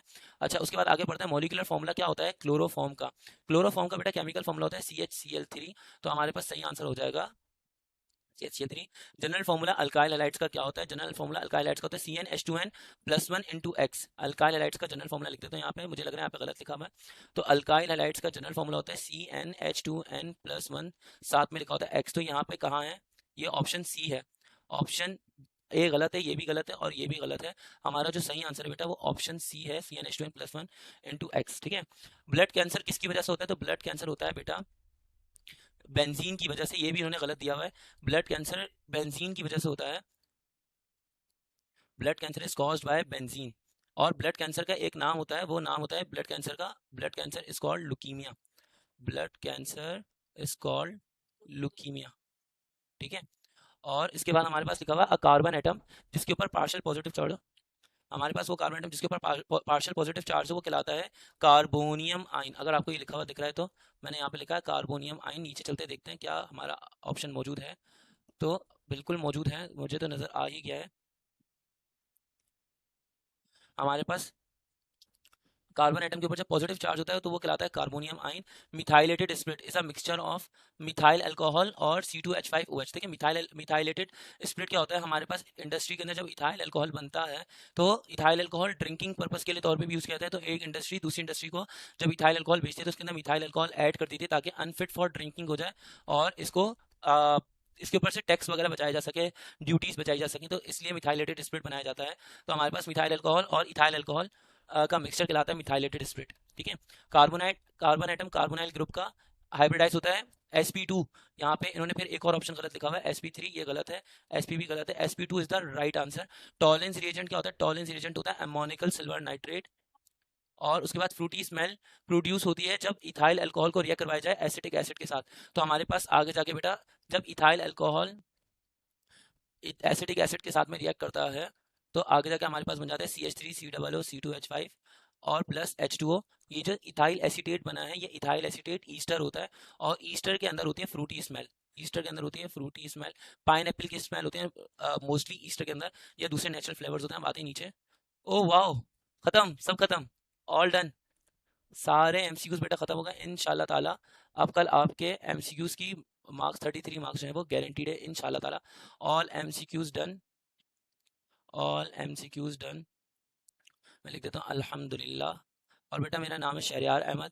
अगर आपको ई कैट और एम टी कैट के लिए कुछ भी पूछना हो या एडमिशन्स के बारे में पूछना हो, तो आप क्या नाम है मुझसे पर्सनली रब्ता कर सकते हैं। मैं आपको अपना कॉन्टैक्ट नंबर डाल देता हूँ। मेरा कॉन्टैक्ट नंबर है 0336816329। आप इस पे ई कैट और एम टी कैट के लिए खुद को रजिस्टर कर सकते हैं। साथ में मेरे चैनल के ऊपर भी आपको ई कैट और एम टी कैट से रिलेटेड लेक्चर्स मिल जाएंगे इंशाल्लाह ताला। ECAT MDCAT की क्लासेस स्टार्ट हो रही है इंशाल्लाह ताला 6 जुलाई से। Thank you, best of luck for your paper, thank you. बेटा आखिरी में अपने इस एमसीक्यूज़ की वीडियो को इस जुमले से ख़त्म करना चाहूँगा। तमाम तारीफ़ें अल्लाह ताला के लिए हैं, all praises are due to Allah. तमाम तारीफ़ें अल्लाह ताला के लिए हैं, only the faults are mine. बस जितनी गलतियाँ हैं वो मेरी हैं। तो जज़ाकल्लाह, अल्लाह ताला आप सबका हामी व नासिर हो, बेस्ट ऑफ लक। देखो जानी, अगर तुम यहाँ तक आ ही गए हो तो विदाउट कमेंट किए या लाइक किए या शेयर किए सब्सक्राइब किए बगैर मत जाना। मैं आपसे मिलूंगा इस वाली वीडियो के अंदर। तब तक के लिए अपना ख्याल रखें। ओके, अल्लाह हाफिज़।